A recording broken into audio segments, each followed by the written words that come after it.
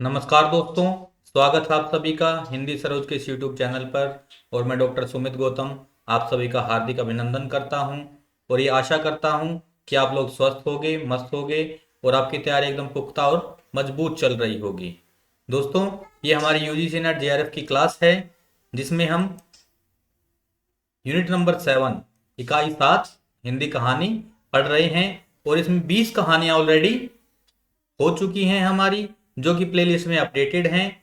एकदम point by point मैंने आप लोगों को ये कहानी करवाई है, संपूर्ण विश्लेषण के साथ और पूरी व्याख्या करवाई है। एक एक प्रश्न मैंने आप लोगों को करवाया है जो भी एग्जाम में आ सकता है। तो जिसने प्लेलिस्ट नहीं देखी है, नोट्स नहीं बनाए हैं, वो प्लेलिस्ट में जाकर और सारी कहानियों के नोट्स बना लीजिए। ये आपके लिए अति महत्वपूर्ण होने वाले हैं दिसंबर वाले एग्जाम के लिए।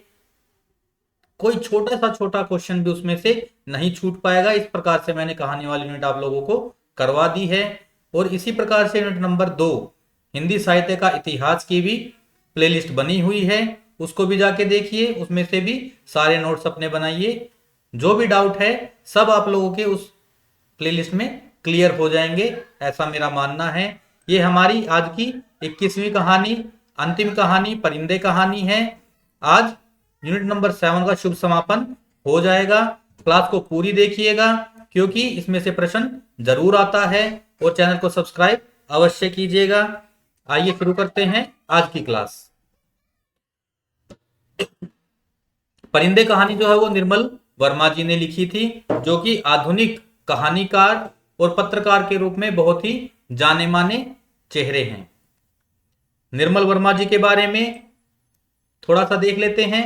निर्मल वर्मा जी का जन्म 3 अप्रैल 1929 ईस्वी में शिमला में हुआ था और ये आधुनिक कथाकारों में एक मूर्धन्य कथाकार और पत्रकार थे। हिंदी कहानी में आधुनिक बोध लाने वाले कहानीकारों में निर्मल वर्मा जी अग्रणी स्थान रखते हैं। उन्होंने लिखा बहुत कम, लेकिन जितना लिखा उतने में ही उन्होंने बहुत अधिक ख्याति प्राप्त कर ली थी। ठीक है दोस्तों, उनकी लेखनी जो है वो बहुत ही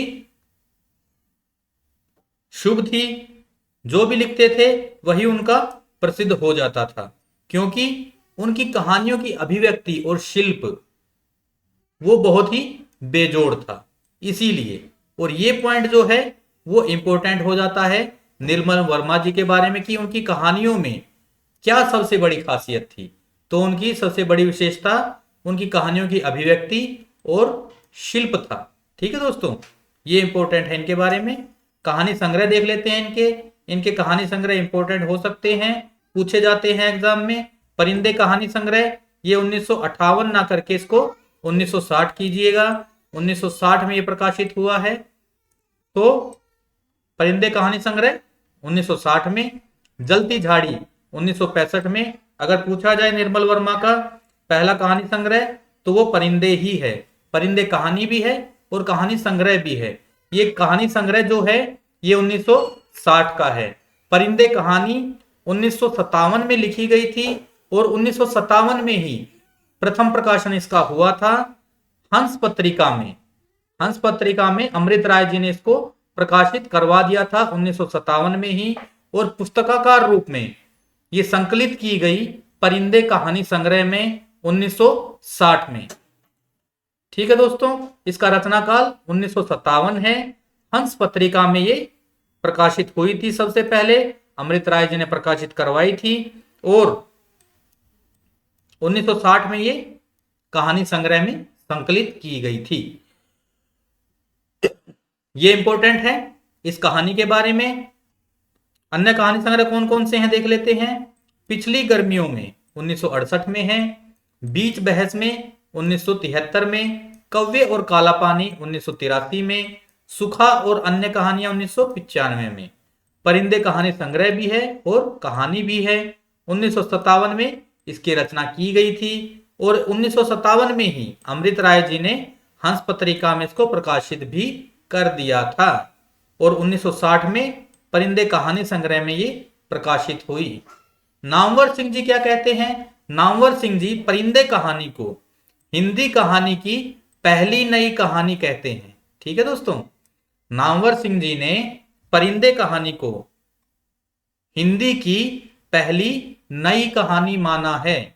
मोस्ट इंपोर्टेंट पॉइंट है निर्मल वर्मा जी और परिंदे कहानी के बारे में, जो कि नामवर सिंह जी ने कहा है। ठीक है दोस्तों, इसे नोट कर लीजिए। कहानी के पात्र देख लेते हैं अब। कहानी के पात्र मोस्ट इंपोर्टेंट है, पूछा जाता है एग्जाम में। जैसे पिछले वाले एग्जाम में ही, नेट वाले एग्जाम में करीमुद्दीन के बारे में पूछ लिया था कि नौकर का क्या नाम है। लतिका ये कहानी की केंद्रीय पात्र है और छात्रावास की वार्डन है। मेजर गिरीश नेगी ये लतिका के पूर्व प्रेमी रह चुके हैं और कुमाऊं रेजिमेंट में ये कैप्टन थे। इनका स्वर्गावास हो चुका है। सुधा और जूली छात्रावास की छात्राएं हैं।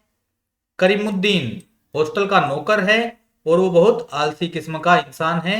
उसके चर्चे जो हैं पूरे हॉस्टल में रहते हैं, उसके आलसीपन के और काम को लेकर वो जिस प्रकार से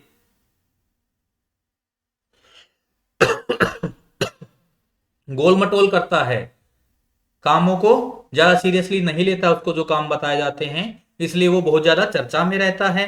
मिस्टर ह्यूस्टन, ये ह्यूस्टन नहीं है, ये मिस्टर ह्यूबर्ट है, इसको ठीक कर लीजिए। मिस्टर ह्यूबर्ट नाम है इनका, ये म्यूजिक के टीचर हैं, इसको मिस्टर ह्यूबर्ट कर लीजिए। यहां पर टाइपिंग मिस्टेक हुई है, मिस्टर ह्यूबर्ट। टाइपिंग मिस्टेक के लिए माफी चाहता हूं। डॉक्टर मुखर्जी ये लतिका को समय समय पर मार्गदर्शन देते रहते हैं। ये डॉक्टर भी हैं और स्कूल में हाइजीन फिजियोलॉजी पढ़ाते भी हैं। ठीक है दोस्तों, और ये बर्मा से आए थे और अभी भी बर्मा जाने की बार बार में बातें किया करते हैं। स्कूल की प्रिंसिपल का नाम मिस वुड है और फादर एलमंड जो हैं ये पादरी हैं। प्रिंसिपल इनसे बीच बीच में बातें करती हुई आप लोगों को इस कहानी में दिखाई देगी। उनसे कुछ सलाह मशवरा भी ये करती हैं। कहानी के बारे में थोड़ा सा जान लेते हैं, कहानी में आखिर है क्या। कहानी की शुरुआत छात्रावास के छुट्टियों के अंतिम दिन से होती है, यानी कि उस दिन से शुरू होती है कि अगले दिन से सर्दियों की छुट्टियां पड़ने वाली होती हैं। यहां लड़कियां अंतिम दिन का आनंद ले रही थी। ये दिन को दिन कर लीजिए, ये भी टाइपिंग मिस्टेक हुई है। इस कहानी में लतिका अपने अंदर व्याप्त अकेलेपन से जूझती है। इस कहानी में आप देखेंगे कि लतिका जो है वो अपने आप में ही कहीं ना कहीं उसको आप डूबी पाइएगा, कहीं ना कहीं खोई हुई अपने आप में, किसी से ज्यादा बातचीत नहीं, किसी से ज्यादा बोलचाल नहीं, और अपने आप में ही वो डूबी रहती है। अकेलापन उसको काटता है। उसे उस छोटे से हिल स्टेशन का स्नोफॉल बहुत पसंद है। वो ऐसा कहती है, वो ऐसा कहती है कि मुझे स्नोफॉल पसंद है, लेकिन असल में क्या है, वो अकेला रहना पसंद करती है। अकेलेपन में ही वो अपना जीवन जीना चाहती है, शायद इसलिए क्योंकि उसका प्रेमी गिरीश नेगी जो है वो स्वर्गवासी हो चुका है, इसलिए वो अपने आप को तन्हा महसूस करती है इस जहान में। लतिका को डॉक्टर मुखर्जी और मिस्टर ह्यूबर्ट अपने कमरे पर एक कॉन्सर्ट का निमंत्रण देते हैं। ये कॉन्सर्ट होता कहां है, ये डॉक्टर मुखर्जी के कमरे पर होता है। ठीक है दोस्तों, डॉक्टर मुखर्जी कर लीजिए इसको, मुखर्जी नहीं है ये डॉक्टर मुखर्जी है। और ये मिस्टर ऐसे नहीं, ऐसे लिखा जाएगा। वह मना करती है, फिर भी उसे जाना पड़ता है। लतिका वहां जाकर भी खुद में खोई खोई रहती है। वहां पर ह्यूबर्ट बहुत अच्छा म्यूजिक बजाते हैं, लेकिन लतिका अपने आप में ही डूबी रहती है वहां पर। अभी हम परिंदे कहानी पढ़ लेते हैं। परिंदे कहानी मोस्ट इंपोर्टेंट कहानी है, इसमें से हमेशा पूछा जाता रहा है क्वेश्चन। अंधेरे गलियारे में चलती हुई लतिका ठिठक गई। दीवार का सहारा लेकर उसने लैंप की बत्ती बढ़ा दी, यानी कि लैंप की रोशनी और थोड़ी तेज कर दी। सीढ़ियों पर उसकी छाया एक बेडोल कटी फटी आकृति खींचने लगी। 7 नंबर कमरे में लड़कियों की बातचीत और हंसी ठहाकों का स्वर अभी तक आ रहा था। कौन से कमरे में? 7 नंबर कमरे में लड़कियां ठहाके लगा रही थी। इंपॉर्टेंट है, नोट कर लीजिए। लतिका ने दरवाजा खटखटाया, शोर अचानक बंद हो गया। कौन है? अंदर से किसी ने पूछा कौन है। लतिका चुप खड़ी रही। कमरे में कुछ देर तक खुसर पुसर होती रही, फिर दरवाजे की चिटखनी खुलने का स्वर आया। लतिका कमरे की देहरी से कुछ आगे बढ़ी। लैंप की झपकती लो में लड़कियों के चेहरे सिनेमा के पर्दे पर ठहरे हुए क्लोजअप की भांति उभरने लगे। यानी उस कमरे में अंधेरा था और लतिका अपने साथ में लालटेन लेके गई थी, तो जिस प्रकार से लालटेन उठाकर वो दिखा रही थी, एक एक का चेहरा वो ऐसे देख रही थी, तो चेहरे अंधेरे कमरे में जब किसी के ऊपर थोड़ी सी हल्की सी रोशनी पड़ती है तो इस प्रकार से लगता है कि जैसे थिएटर में हम मूवी देख रहे हैं और एक एक फिल्म के पात्र के सामने से लाइट हल्की हल्की मारी जा रही है, तो धीरे धीरे उनका थोड़ा थोड़ा चेहरा दिखाई देता है। इस भांति दिखाई पड़ रहा था। कमरे में अंधेरा क्यों रखा है? लतिका की स्वर में हल्की सी झिड़की थी। वो उन्हें झिड़क कर बोली, हल्का सा डांट कर बोली कि कमरे में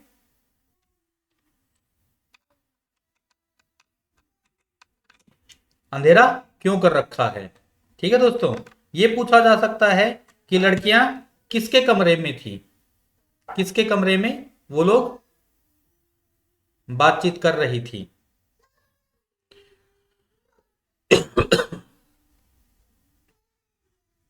ये सुधा का कमरा था। ठीक है, ये किसका कमरा था?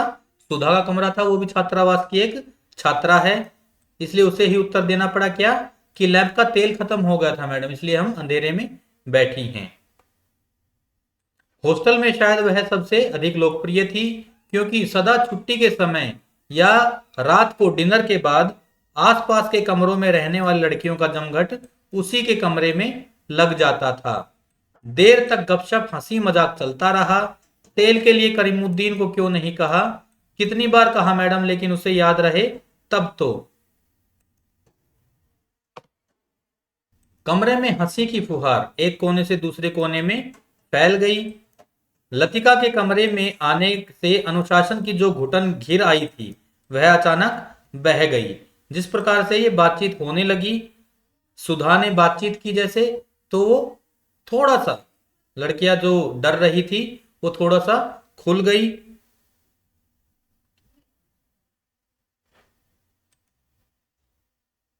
करमुद्दीन हॉस्टल का नौकर था।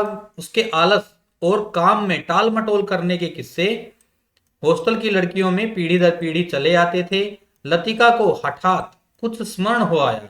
अंधेरे में लैंप घुमाते हुए चारों ओर निगाहें दौड़ाई। कमरे में चारों ओर घेरा बनाकर वे बैठी थी, पास पास एक दूसरे से सटकर। सबके चेहरे परिचित थे, किंतु लैंप के पीले मध्यम प्रकाश में मानो कुछ बदल गया था, या जैसे वह उन्हें पहली बार देख रही थी। जूली, अब तक तुम इस ब्लॉक में क्या कर रही हो? जूली खिड़की के पास पलंग के सिराने बैठी थी। उसने चुपचाप आंखें नीची कर ली। लैंप का प्रकाश चारों ओर से सिमटकर अब केवल उसके चेहरे पर गिर रहा था। नाइट रजिस्टर पर दस्तखत कर दिए? हाँ मैडम। फिर? लतिका का स्वर कड़ा हो गया। जूली सकुचाकर खिड़की से बाहर देखने लगी। जब से लतिका स्कूल में आई है उसने अनुभव किया है कि इस हॉस्टल के नियम का पालन डांट फटकार के बावजूद नहीं होता। मैडम, कल से छुट्टियां शुरू हो जाएंगी, इसलिए आज रात हमने सबने मिलकर, ये वाला कथन इंपॉर्टेंट है। किसका कथन है ये सुधा का कथन है। पूछा जा सकता है कि परिंदे कहानी में ये कथन किसका है। और सुधा पूरी बात न कहकर हेमंती की ओर देखते हुए मुस्कुराने लगी। गाना गाना किसको आता है? हेमंती को आता है। ये भी पूछा जा सकता है, हेमंती को गाना गाने का प्रोग्राम है, आप भी कुछ देर बैठिए ना। लतिका को बैठने के लिए कह रही है सुधा। लतिका को उलझन मालूम हुई। इस समय यहां आकर उसने इनके मजे को किरकिरा कर दिया। इस छोटे से हिल स्टेशन पर रहते उसे खासा अरसा हो गया, लेकिन कब समय पतझड़ और गर्मियों का घेरा पार कर सर्दी की छुट्टियों की गोद में सिमट जाता है, उसे कभी याद नहीं रहता। चोरों की तरह चुपचाप वह देरी से बाहर को गई। उसके चेहरे का तनाव ढीला पड़ गया। वह मुस्कुराने लगी। मेरे संग स्नोफॉल देखने कोई नहीं ठहरेगा? वो पूछ रही है लड़कियों से। मैडम, छुट्टियों में क्या आप घर नहीं जा रही हैं? सब लड़कियों की आंखें उस पर जम गई। अभी कुछ पक्का नहीं है। आई लव द स्नोफॉल, वो कहती है मुझे स्नोफॉल पसंद है। लतिका को लगा कि यही बात उसने पिछले साल भी कही थी और शायद पिछले से पिछले साल भी। उसे लगा मानो लड़कियां उसे संदेह की दृष्टि से देख रही हों और मानो उन्होंने उसकी बात पर विश्वास नहीं किया है। उसका सिर चकराने लगा, मानो बादल का शाह झुरमुट किसी अनजाने कोने से उठकर उसे अपने में डुबा लेगा। वह थोड़ा सा हंसी, फिर धीरे से उसने सर को झटक दिया। जूली, तुमसे कुछ काम है, अपने ब्लॉक में जाने से पहले मुझे मिल लेना। Well, good night. लतिका ने अपने पीछे दरवाजा बंद कर दिया और लड़कियां उसको कहने लगी बारी बारी से सब good night good night good night. गलियारे की सीढ़ियों न उतरकर लतिका रेलिंग के सहारे खड़ी हो गई। लैंप की बत्ती को नीचे घुमाकर कोने में कर दिया, यानी बत्ती को डाउन कर दिया, लैंप की जो आंच थी उसको धीमी कर दिया और उसको साइड में कोने में रख दिया। बाहर धुंध की नीली तहें बहुत घनी हो चली थी। लॉन पर लगे हुए चीड़ के पत्तों की सरसराहट हवा के झोंकों से कभी तेज कभी धीमी होकर भीतर बह रही थी। हवा में सर्दी का हल्का सा आभास पाकर लतिका के दिमाग में कल से शुरू होने वाली छुट्टियों का ध्यान भटक आया। उसने आंखें मूंद ली। उसे लगा कि जैसे उसकी टांगे बांस की लकड़ियों की तरह उसके शरीर से बंधी हैं, जिसकी गांठें धीरे धीरे खुलती जा रही हैं, यानी कि उसकी जो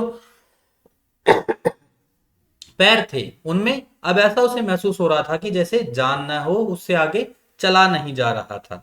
सिर की चकराहट अभी मिटी नहीं थी, मगर अब जैसे वह भीतर न होकर बाहर फैली हुई धुंध का हिस्सा बन गई थी। सीढ़ियों पर बातचीत का स्वर सुनकर लतिका जैसे सोते से जगी। उसे लगा कि कोई सीढ़ियों में बातचीत कर रहा है। शॉल को कंधों पर समेटा और लैंप उठा लिया। उसने देखना चाहा कि कौन बातें कर रहा है सीढ़ियों पर। डॉक्टर मुखर्जी और मिस्टर ह्यूबर्ट के संग एक अंग्रेजी धुन गुनगुनाते हुए ऊपर आ रहे थे। कौन कौन ऊपर आ रहे थे सीढ़ियों से? डॉक्टर मुखर्जी और मिस्टर ह्यूबर्ट। सीढ़ियों पर अंधेरा था और ह्यूबर्ट को बार बार अपनी छड़ी से रास्ता टटोलना पड़ रहा था। लतिका ने 2-4 सीढ़ियां उतरकर लैंप को नीचे झुका दिया। 2-4 सीढ़ियां वो नीचे उतरी और लैंप को नीचे झुका दिया ताकि ह्यूबर्ट साहब ऊपर आ रहे थे डॉक्टर मुखर्जी के साथ, तो उनको रोशनी दिखाई पड़े। Good evening doctor, good evening mister Hubert, उन्होंने विश किया दोनों को। Thank you miss Latika. Hubert के स्वर में कृतज्ञता का भाव था। सीढ़ियां चढ़ने से उसकी सांस तेज हो रही थी और वह दीवार से लगे हुए हाँप रहे थे। लैंप की रोशनी में उनके चेहरे का पीलापन कुछ तांबे के रंग जैसा हो गया था। यहां अकेली क्या कर रही है मिस लतिका? डॉक्टर ने होठों के भीतर से सीटी बजाई, यानी कि डॉक्टर साहब जो है वो कुछ बूढ़े हो चुके थे। उनके दांत जो है वो कुछ गिर चुके थे, जिसके कारण उनके दांतों के बीच से, टूटे हुए दांतों के बीच से बोलते हुए हवा निकलती रहती थी। इसीलिए यहां पर क्या लिखा है, लेखक ने लिखा है यहां पर, निर्मल वर्मा जी ने क्या लिखा है? डॉक्टर के होठों के भीतर से सीटी बजी। ठीक है दोस्तों, इसका अर्थ यही है। चेकिंग कर लौट रही थी। आज इस वक्त ऊपर कैसे आना हुआ मिस्टर ह्यूबर्ट? अब वो लतिका पूछ रही है कि आप ऊपर कैसे आए। ह्यूबर्ट ने मुस्कुराकर अपनी छड़ी डॉक्टर के कंधों से झुला दी, यानी कि डॉक्टर मुखर्जी के कंधों पर उन्होंने छड़ी रखते हुए कहा कि इनसे पूछो, यही मुझे जबरदस्ती घसीट लाए हैं। मिस लतिका, हम आपको निमंत्रण देने आ रहे थे। अब डॉक्टर मुखर्जी कह रहे हैं कि हम तो आपको निमंत्रण दे रहे आ रहे थे। आज रात मेरे कमरे में एक छोटा सा कंसर्ट होगा जिसमें मिस्टर ह्यूबर्ट शोपा और चाइकोस्की की कंपोजिशन बजाएंगे। क्या बजाने वाले थे? शोपा और चाइकोस्की की कंपोजिशन। और किसके कमरे में होने वाला था ये कंसर्ट? ये कंसर्ट होने वाला था डॉक्टर मुखर्जी के कमरे पर। ठीक है दोस्तों, डॉक्टर मुखर्जी के कमरे पर एक होने वाला था कॉन्सर्ट। इस प्रकार के प्रश्न आजकल पूछे जा रहे हैं दोस्तों। ये जो छोटे छोटे प्रश्न हैं ये पूछे जा रहे हैं आजकल एग्जाम में। पैटर्न बदल रहा है, तो इनको अच्छे से डीप, जितना डीप हो सके उतना डीप स्टडी करना है। और फिर क्रीम कॉफी पी जाएगी। पहले गाना गाएंगे, फिर क्रीम कॉफी पिएंगे, और उसके बाद अगर समय रहा तो पिछले साल हमने जो गुनाह किए हैं उन सब का मिलकर हम कन्फेस करेंगे। ठीक है। डॉक्टर मुखर्जी के चेहरे पर भारी मुस्कान खेल गई। डॉक्टर, मुझे माफ करें, मेरी तबीयत ठीक नहीं है। ये कौन कह रही है? मिस लतिका कह रही है। चलिए, यह ठीक रहा, फिर तो आप भी वैसे भी मेरे पास आती। अब वो है डॉक्टर ही, तो डॉक्टर साहब कह रहे हैं कि आपकी तबीयत ठीक नहीं है तो वैसे भी आपको मेरे पास आना ही था, तो चलिए अभी चलिए। और वो उनको कंधों से पकड़कर और अपने कमरे की ओर उसका मुंह कर देते हैं मिस लतिका का, और अपने कमरे में ले जाते हैं। डॉक्टर ने धीरे से लतिका के कंधों को पकड़कर अपने कमरे की तरफ मोड़ दिया। डॉक्टर मुखर्जी का कमरा ब्लॉक के दूसरे सिरे पर छत से जुड़ा हुआ था। वे आधे बर्मी थे, वो बर्मा से ही आए थे इंडिया, ठीक है, जिसके चिन्ह उनकी थोड़ी दबी हुई नाक और छोटी छोटी चंचल आंखों से स्पष्ट थे। बर्मा पर जापानियों का आक्रमण होने के बाद वह इस छोटे से पहाड़ी शहर में आकर बस गए थे।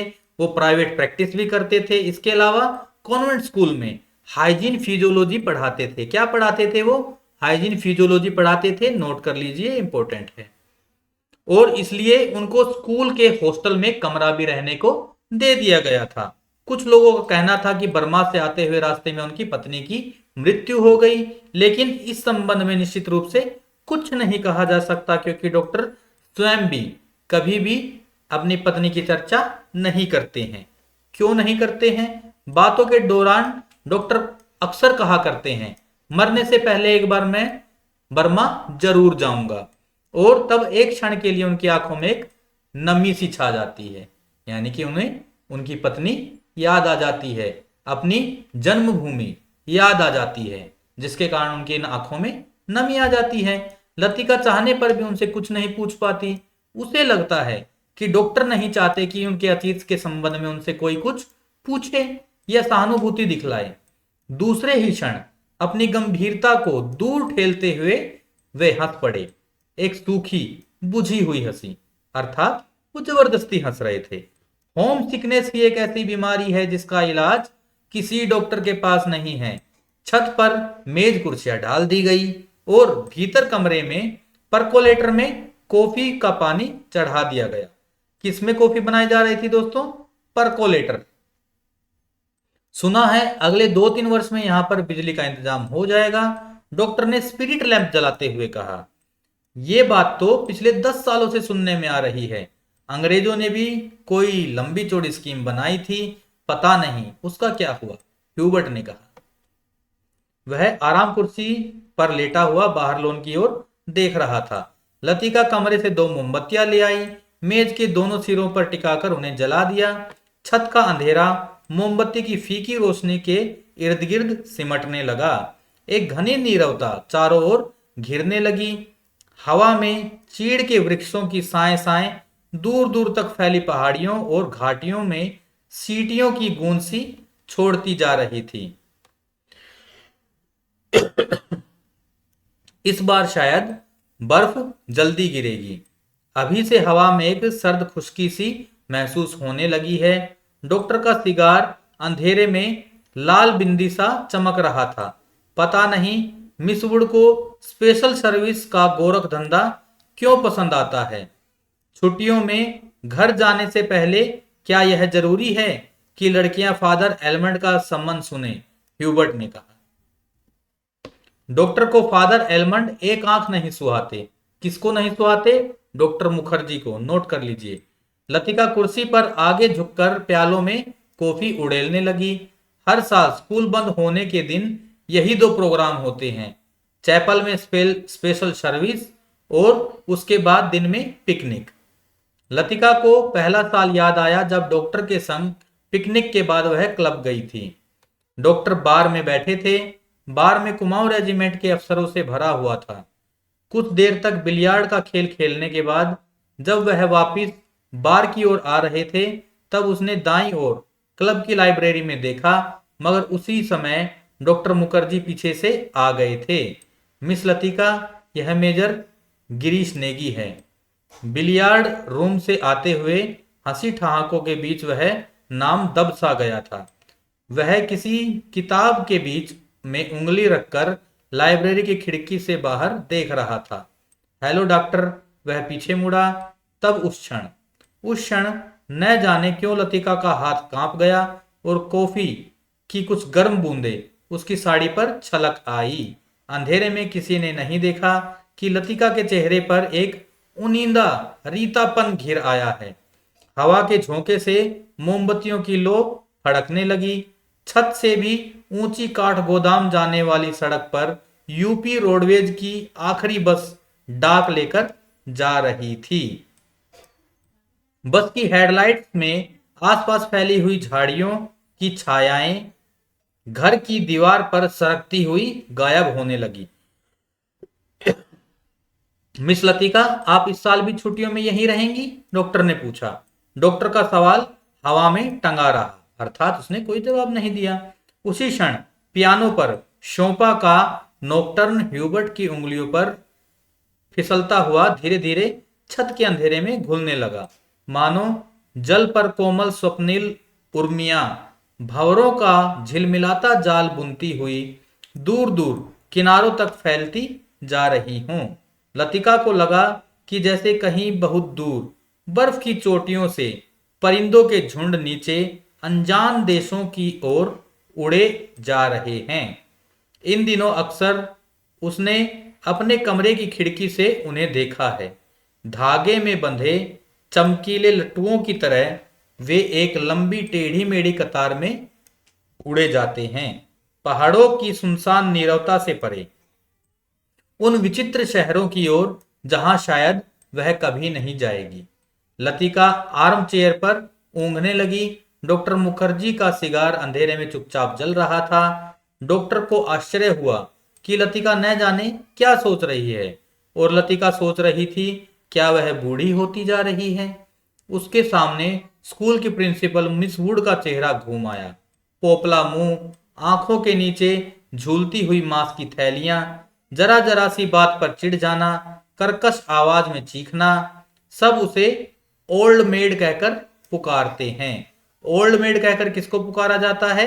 मिस वुड को, स्कूल की प्रिंसिपल है जो। इसको नोट कर लीजिए, ये वाला प्रश्न बेशक पूछा जा सकता है एग्जाम में कि ओल्ड मेड कहकर किसको पुकारा गया है।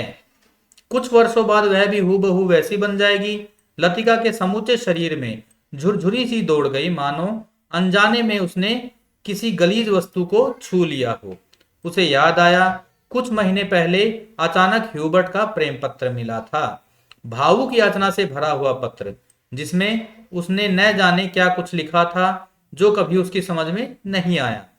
उसे ह्यूबर्ट की इस बचकानी हरकत पर हंसी आई थी, किंतु भीतर ही भीतर प्रसन्नता भी हुई थी। उसकी उम्र अभी बीती नहीं है, अब भी वह दूसरों को अपनी ओर आकर्षित कर सकती है। ह्यूबर्ट ह्यूबर्ट का पत्र पढ़कर उसे क्रोध नहीं आया, आई थी केवल ममता।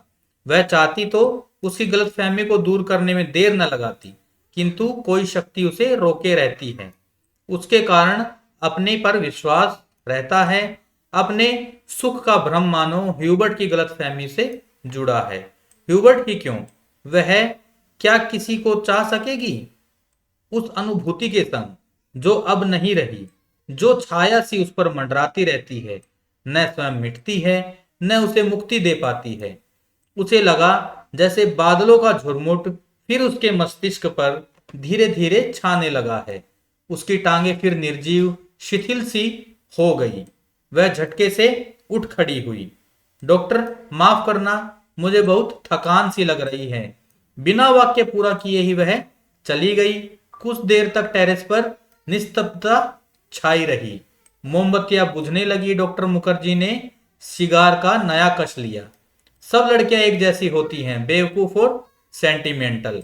ह्यूबर्ट की उंगलियों का दबाव पियानो पर ढीला पड़ता गया।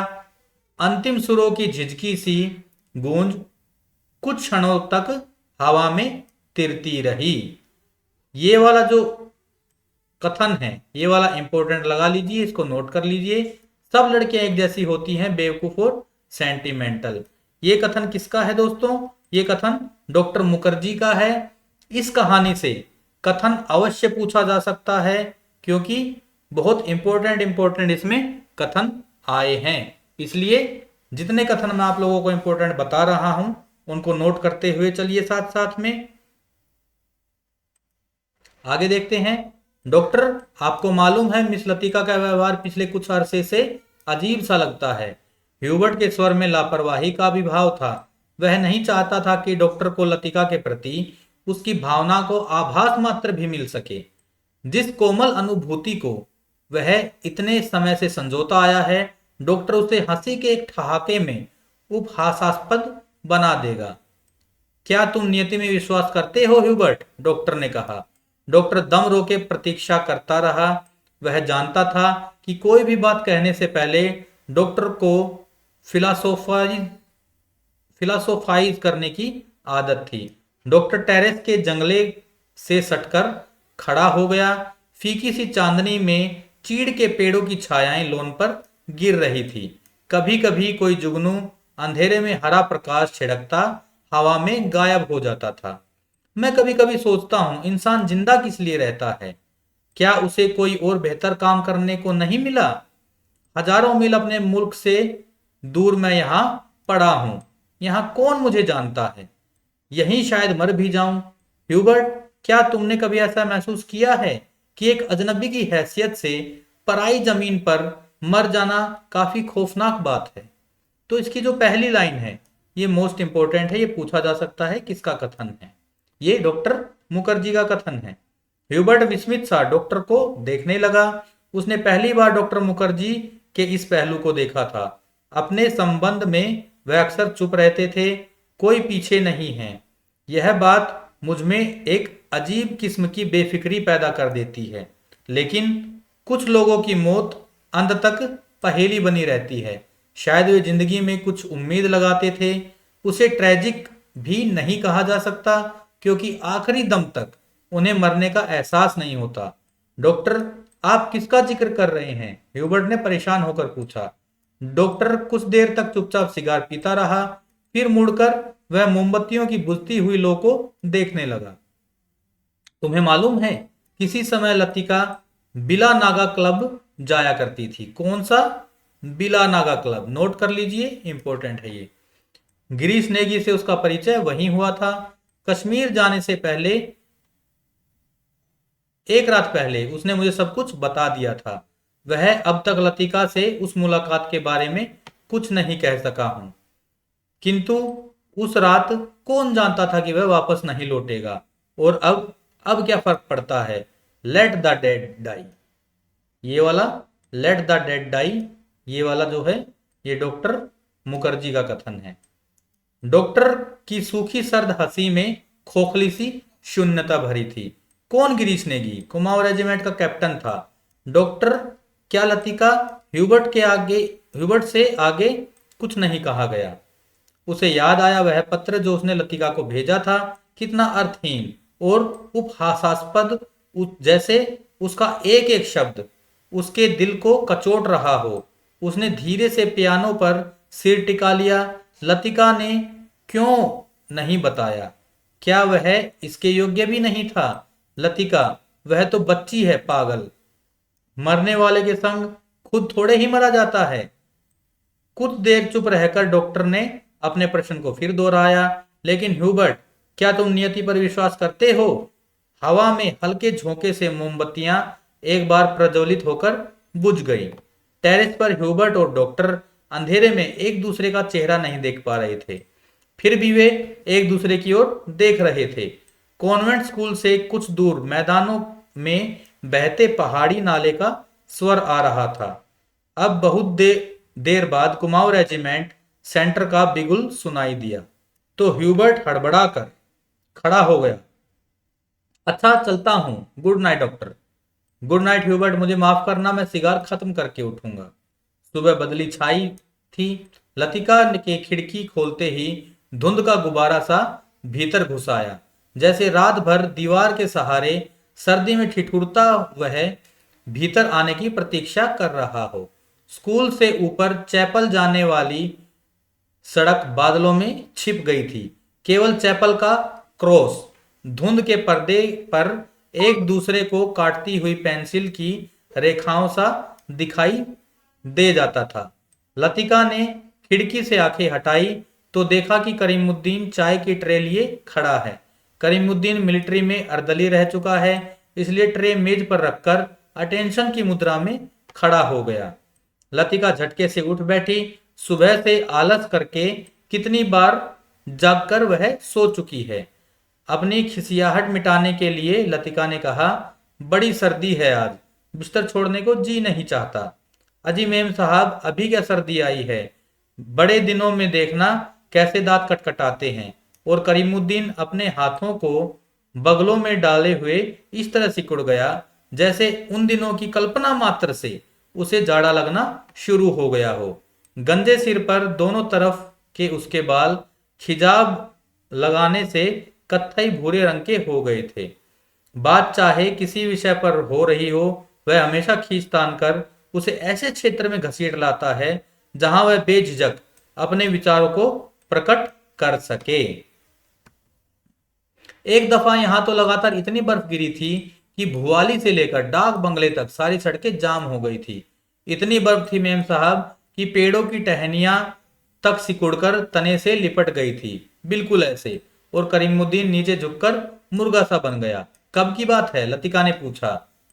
अब यह तो जोड़ हिसाब करके ही पता चलेगा मेम साहब, लेकिन इतना याद है कि उस वक्त अंग्रेज बहादुर यहीं थे। कैंटोनमेंट की इमारत पर कौमी झंडा नहीं लगा था। बड़े जबर थे ये अंग्रेज। 2 घंटे में ही सारी सड़कें साफ करवा दी। उन दिनों एक सीटी बजाते ही 50 घोड़े वाले जमा हो जाते थे। अब तो सारे शेड खाली पड़े हैं। वे लोग अपनी खिदमत भी करवाना जानते थे। अब तो सब उजाड़ हो गया है। करीमुद्दीन उदास भाव से बाहर देखने लगा। आज यह पहली बार नहीं है जब लतिका करीमुद्दीन से उन दिनों की बातें सुन रही है जब अंग्रेज बहादुर ने इस स्थान को स्वर्ग बना रखा था। आप छुट्टियों में इस साल भी यहीं रहेंगी मेम साहब? दिखता तो कुछ ऐसा ही है करीमुद्दीन। तुम्हें फिर तंग होना पड़ेगा। क्या कहती हैं मेम साहब? आपके रहने से हमारा भी मन लग जाता है, वरना छुट्टियों में तो यहाँ कुत्ते लौटते हैं। तुम जरा मिस्त्री से कह देना कि इस कमरे की छत की मरम्मत कर जाए। पिछले साल बर्फ का पानी दरारों से टपकता रहता था। लतिका को याद आया कि पिछली सर्दियों में जब कभी बर्फ गिरती थी तो उसे बचने के लिए रात भर कमरे के कोने में सिमट कर सोना पड़ता था। करीमुद्दीन चाय की ट्रे उठाता हुआ बोला, ह्यूबर्ट साहब तो शायद कल ही चले जाएंगे। कल रात उनकी तबीयत फिर खराब हो गई थी। आधी रात के वक्त मुझे जगाने आए थे, कहते थे छाती में तकलीफ है। उन्हें यह मौसम रास नहीं आता। कह रहे थे लड़कियों की बस में वे भी कल ही चले जाएंगे। करीमुद्दीन दरवाजा बंद करके चला गया। लतिका की इच्छा हुई कि वह ह्यूबर्ट के कमरे में जाकर उनकी तबीयत की पूछताछ कराए, किंतु फिर न जाने क्यों स्लीपर पैरों में टंगे रहे और वह खिड़की से बाहर बादलों को उड़ता हुआ देखती रही। यानी कि वो उससे हालचाल पूछने नहीं जाती है, कहीं ह्यूबर्ट अन्यथा ना ले जाए बात को। ह्यूबर्ट का चेहरा जब उसे देखकर सहमा सा दयनीय हो जाता है, तब लगता है कि वह अपनी मूक निरीह याचना में उसे कोस रहा है। न वह उसकी गलतफहमी को दूर करने का प्रयास कर पाती है, न उसे अपनी व्यवस्था की सफाई देने का साहस होता है। उसे लगता है कि इस जाले से बाहर निकलने के लिए वह धागे के जिस सिरे को पकड़ती है वह खुद एक गांठ बनकर रह जाता है। बाहर बूंदाबांदी होने लगी थी। कमरे की टिन की छत खटखट बोलने लगी। लतिका पलंग से उठकर खड़ी हुई, बिस्तर को तहाकर बिछाया, फिर पैरों में स्लीपरों को घसीटते हुए वह बड़े आईने तक आई और सामने स्टूल पर बैठकर बालों को खोलने लगी, किंतु कुछ देर तक कंघी बालों में ही उलझी रही और वह गुमसुम हो शीशे में अपना चेहरा ताकती रही। करीमुद्दीन को यह कहना याद ही नहीं रहा कि धीरे धीरे आग जलाने की लकड़ियां जमा कर ले। इन दिनों सस्ते दामों पर सूखी लकड़ियां मिल जाती हैं। पिछले साल तो कमरा धुएं से भर जाता था, जिसके कारण कपकपाते जाड़े में भी उसे खिड़की खोलकर ही सोना पड़ता था। आईने में लतिका ने अपना चेहरा देखा, वह मुस्कुरा रही थी। पिछले साल अपने कमरे की सीलन और ठंड से बचने के लिए वह कभी कभी मिस वुड के खाली कमरे में चोरी चुपके सोने चली जाया करती थी। मिस वुड का कमरा बिना आग के भी गर्म रहता था। उनके गदीले सोफे पर लेटते ही आंखें लग जाती थी। कमरा छुट्टियों में खाली पड़ा रहता है, किंतु मिस वुड से इतना नहीं होता कि 2 महीने के लिए उसके हवाले कर जाए। हर साल कमरे में ताला ठोक कर चली जाती हैं। वह तो पिछले साल गुसल खाने में भीतर की साकल देना भूल गई थी, जिसे लतिका चोर दरवाजे के रूप में इस्तेमाल कर रही थी। पहले साल अकेले में उसे बड़ा डर सा लगता था। छुट्टियों में सारे स्कूल और हॉस्टल के कमरे साए साए करने लगते थे। डर के मारे उसे जब कभी नींद नहीं आती थी, तब वह करीमुद्दीन को रात में देर तक बातों में उलझाए रखती। बातों में जब खोई सी वह सो जाती, तब करीमुद्दीन चुपचाप लैंप बुझाकर चला जाता। कभी कभी बीमारी का बहाना करके वह डॉक्टर को बुलवा भेजती थी और बाद में बहुत जिद करके दूसरे कमरे में उनका बिस्तर लगवा देती थी। लतिका के कंधों से बालों का गुच्छा निकला और उसे बाहर फेंकने के लिए वह खिड़की के पास आ खड़ी हुई। बाहर छत की ढलान से बारिश के जल की मोटी सी चादर, मोटी सी धार बराबर लॉन पर गिर रही थी। मेघाच्छन्न आकाश से सरकते हुए बादलों के पीछे पहाड़ियों के झुंड कभी कभी उभर आते थे, कभी छिप जाते थे, मानो चलती हुई ट्रेन से कोई उन्हें देख रहा हो। लतिका ने खिड़की से बाहर सिर निकाल लिया। हवा के झोंके से उसकी आंखें झिप गई। उसे जितने काम याद आते हैं, उतना ही आलस घना होता जाता है। बस की सीटें रिजर्व करवाने के लिए चपरासी को रुपए देने थे। जो सामान हॉस्टल की लड़कियां पीछे छोड़े जा रही थी, उन्हें गोदाम में रखवाना होगा। कभी कभी तो छोटी क्लास के लड़कियों के साथ पैकिंग करवाने में भी उनका हाथ बटाना पड़ता था। वह इन कामों से उबती नहीं, धीरे धीरे सब निपट जाते हैं। कोई गलती इधर उधर रह जाती है, सो बाद में सुधार ली जाती है। हर काम में किचकिच रहती है, परेशानी और दिक्कत रहती है, परंतु देर सवेर इससे छुटकारा मिल जाता है। यहां पर लतिका के काम के बारे में लेखक ने पूरा बताया है कि लतिका लड़कियों के साथ में, छोटी लड़कियों के साथ में पैकिंग भी करवाती है उनकी छुट्टियों के लिए। किंतु जब लड़कियों की आखिरी बस चली जाती है, तब मन उचाट सा हो जाता है। खाली कॉरिडोर में घूमती हुई वह कभी इस कमरे में जाती है, कभी उसमें। वह नहीं जान पाती कि अपने से क्या करे। दिल कहीं भी नहीं टिक पाता, हमेशा भटका भटका सा रहता है। इसके बावजूद जब कोई सहज भाव से पूछ बैठता है, मिस लतिका, छुट्टियों में आप घर नहीं जा रही, तब वह क्या कहे? Ding dong ding, special service के लिए स्कूल चैपल के घंटे बजने लगे। लतिका ने अपना सिर खिड़की के भीतर किया और झटपट साड़ी उतारी और पेटीकोट में ही कंधे पर तौलिया डाले गुसल खाने में घुस गई। Left right left, left right left.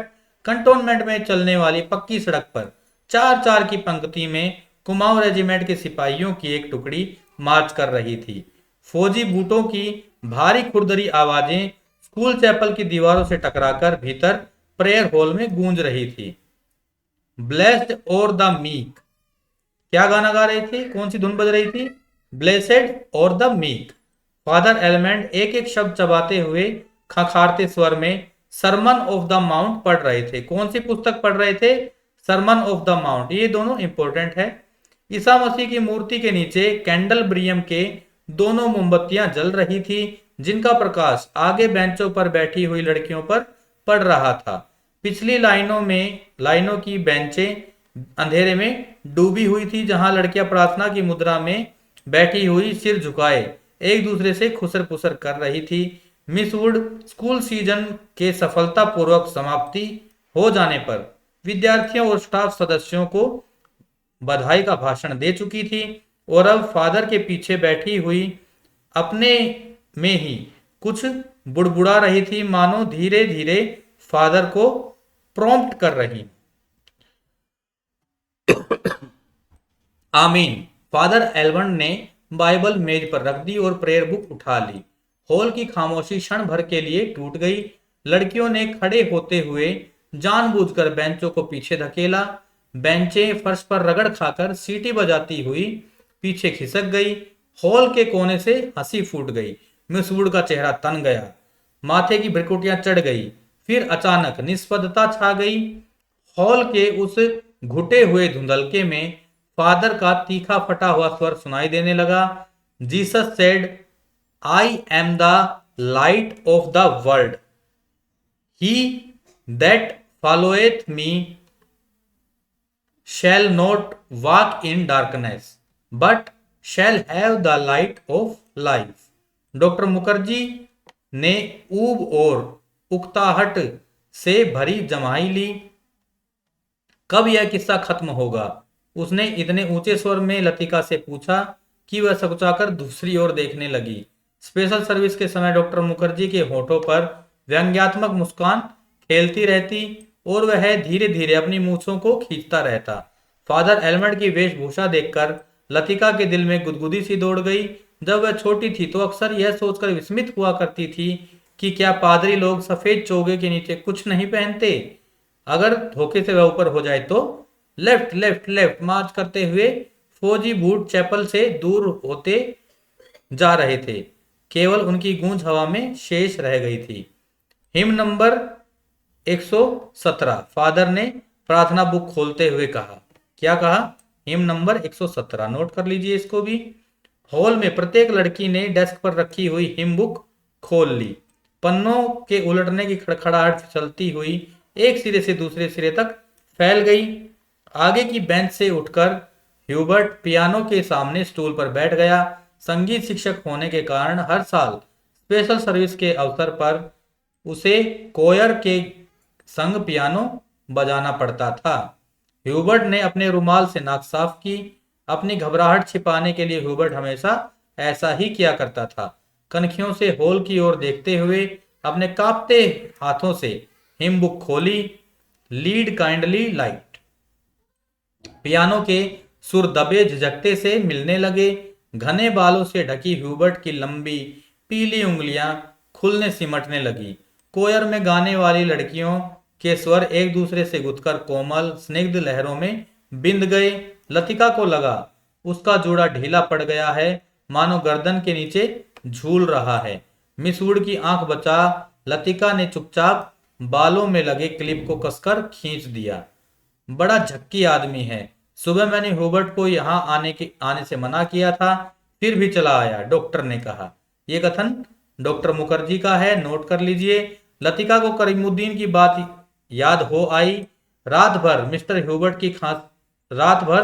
Hubert को खांसी का दौरा पड़ा था। कल जाने के लिए कह रहे थे। लतिका ने सिर टेढ़ा करके ह्यूबर्ट के चेहरे की एक झलक पाने की विफल चेष्टा की। इतने पीछे से कुछ भी देख पाना असंभव था। पियानो पर झुका हुआ केवल ह्यूबर्ट का सिर दिखाई दे रहा था। Lead kindly light. संगीत के सुर मानो एक ऊंची पहाड़ी पर चढ़कर हाँफती सांसों को आकाश की आबाद शून्यता में बिखेरते हुए नीचे उतर रहे हैं। बारिश की मुलायम धूप चैपल के लंबे चौकोर शीशों पर झिलमिला रही है, जिसकी एक महीन चमकीली रेखा ईसा मसीह की प्रतिमा पर तिरछी होकर गिर रही है। मोमबत्तियों का धुआं धूप में नीली सी लकीर खींचता हुआ हवा में तिरने लगा है। पियानो की क्षणिक पोज में लतिका को पत्तों का परिचित मरमर कहीं दूर अनजानी दिशा से आता हुआ सुनाई दे जाता है। एक क्षण के लिए एक भ्रम हुआ कि चैपल का फीका सा अंधेरा उस छोटे से प्रेयर हॉल के चारों कोनों से सिमटता हुआ उसके आसपास घिर आया है, मानो कोई उसकी आंखों पर पट्टी बांधकर उसे यहां तक ले आया हो और अचानक उसकी आंखें खोल दी हों। उसे लगा कि जैसे मोमबत्तियों के धूमिल आलोक में कुछ भी ठोस वास्तविक न रहा हो। चैपल की छत, दीवारें, डेस्क पर रखा हुआ डॉक्टर का सुगड़ सुडोल हाथ और पियानो के सुर अतीत के धुंध को भेदते हुए स्वयं उस धुंध का भाग बनते जा रहे हों। यहां पर फिर से लतिका के अकेलेपन को दर्शाया है, जिस प्रकार से लतिका सोच रही है। एक पगली सी स्मृति, एक उद्भ्रांत भावना। चैपल के शीशों के परे पहाड़ी सूखी हवा, हवा में झुकी हुई वीपिंग विलोज की कांपती टहनियां, पैरों तले चीड़ के पत्तों की धीमी सी चिर परिचित खड़खड़। वहीं पर गिरीश एक हाथ में मिलिट्री का खाकी हैट लिए खड़ा है, चौड़े उठे हुए सबल कंधे। अपना सिर वहां टिका दो तो जैसे सिमट कर खो जाएगा। चार्ल्स बोयर, यही नाम रखा था। वह झेंपकर हंसने लगा। चार्ल्स बोयर उसने नाम रखा था लतिका का, नोट कर लीजिए। तुम्हें आर्मी में किसने चुना? मेजर बन गए हो, लेकिन लड़कियों से भी गए बीते हो। जरा जरा सी बात पर चेहरा लाल हो जाता है। यह सब वह कहती नहीं, सिर्फ सोचती भर थी। सोचा था कभी कहूंगी, वह कभी कभी नहीं आया। बुरुस का लाल फूल लाए हो, नए झूठे खाकी कमीज के जिस जेब पर बैज चिपके थे, उसमें से मुसा हुआ एक बुरुस का फूल निकल आया। छी, सारा मुरझा गया, अभी खिला कहाँ है। हाउ क्लंजी। उसके बालों में गिरीश का हाथ उलझ रहा है। फूल नहीं टिक कहीं टिक नहीं पाता। फिर उसे क्लिप के नीचे फंसाकर उसने कहा, देखो। वह मुड़ी और इससे पहले कि वह कुछ कह पाती, गिरीश ने अपने मिलिट्री का हैट धप से उसके सिर पर रख दिया। वह मंत्रमुग्ध सी वैसी ही खड़ी रही। उसके सिर पर गिरीश का हैट है, माथे पर छोटी सी बिंदी है, बिंदी पर उड़ते हुए बाल हैं। गिरीश ने उस बिंदी को अपने होठों से छुआ है और उसके नंगे सिर को अपने हाथों में समेट लिया है। लतिका, गिरीश ने चिढ़ाते हुए कहा, मैन ईटर ऑफ कुमाऊं। उसका यह नाम गिरीश ने उसे चिढ़ाने के लिए रखा था। मैन ईटर ऑफ कुमाऊं किसको कहा है? लतिका को कहा है गिरीश ने। वह हंसने लगी। लतिका, सुनो। गिरीश का स्वर कैसा हो गया था। ना, मैं कुछ नहीं सुन रही। लतिका, मैं कुछ महीनों में वापस लौट आऊंगा। ना, मैं कुछ भी नहीं सुन रही। किंतु वह सुन रही है। वह नहीं जो गिरीश कह रहा है, किंतु वह नहीं जो कहा जा रहा है, जो उसके बाद भी नहीं कहा गया। Lead kindly light. वहां पर प्रेयर चल रही है और अपना अतीत सोच सोचकर परेशान हो रही है और भी तन्हाई में डूबती जा रही है लतिका। लड़कियों का स्वर पियानो के सुरों में डूबा हुआ गिर रहा है, उठ रहा है। ह्यूबर्ट ने सिर मोड़कर लतिका को निमिष भर देखा। आंखें मूंदे, ध्यान मग्ना, प्रशस्त्र मूर्ति सी वह स्थिर निश्चल खड़ी थी। क्या यह भाव उसके लिए है? क्या लतिका ने ऐसे क्षण में उसे अपना साथी बनाया है? ह्यूबर्ट ने गहरी सांस ली और उस सांस में ढेर सी थकान उमड़ आई। देखो, मिस वुड कुर्सी पर बैठे बैठे सो रही है। डॉक्टर ने होठों में ही फुसफुसाया। ये वाला कथन इंपॉर्टेंट है, इसको नोट कर लीजिए। ये डॉक्टर का कथन है। यह डॉक्टर का पुराना मजाक था कि मिस वुड प्रार्थना करने के बहाने आंखें मूंदे हुए नींद की झपकियां लेती है। देखिए दोस्तों, आगे बहुत बड़ी ये कहानी बची हुई है। इसमें से जो जो मोस्ट इंपोर्टेंट है वो मैं आप लोगों को बता देता हूं, वो आप लोग नोट करते हुए चलिएगा। फादर एल्मंड ने कुर्सी पर फैले अपने गाउन को समेट लिया और प्रेयर बुक बंद करके मिस वुड के कानों में कुछ कहा। पियानो का स्वर क्रमशः मंद पड़ने लगा। ह्यूबर्ट की उंगलियां ढीली पड़ने लगी। सर्विस के समाप्त होने पर मिस वुड ने ऑर्डर पढ़कर सुनाया, बारिश होने की आशंका से आज के कार्यक्रम में कुछ आवश्यक परिवर्तन करने पड़े हैं। पिकनिक के लिए झूला देवी के मंदिर जाना संभव नहीं हो सकेगा। हमेशा कहाँ जाते थे? झूला देवी के मंदिर में जाता था पिकनिक हमेशा। लेकिन इस बार क्या है? मीडोज में ही लड़कियां नाश्ते के बाद जमा होंगी। सब लड़कियों को दोपहर का लंच हॉस्टल किचन से ही ले जाना होगा। केवल शाम की चाय मेडोज में बनेगी। पहाड़ों की बारिश का क्या भरोसा। कुछ देर पहले धुआंधार बादल गरज रहे थे, सारा शहर पानी से भीगा ठिठुरा रहा था। अब धूप में नहाता नीला आकाश धुंध की ओट से बाहर निकलता हुआ फैल रहा था। लतिका ने चैपल से बाहर आते हुए देखा। वीपिंग बिलोज की भीगी शाखाओं में धूप में चमकती हुई बारिश की बूंदें टपक रही थी।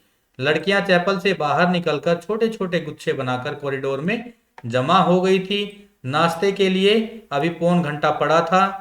ये यहाँ पर कोई ज्यादा इंपॉर्टेंट है नहीं।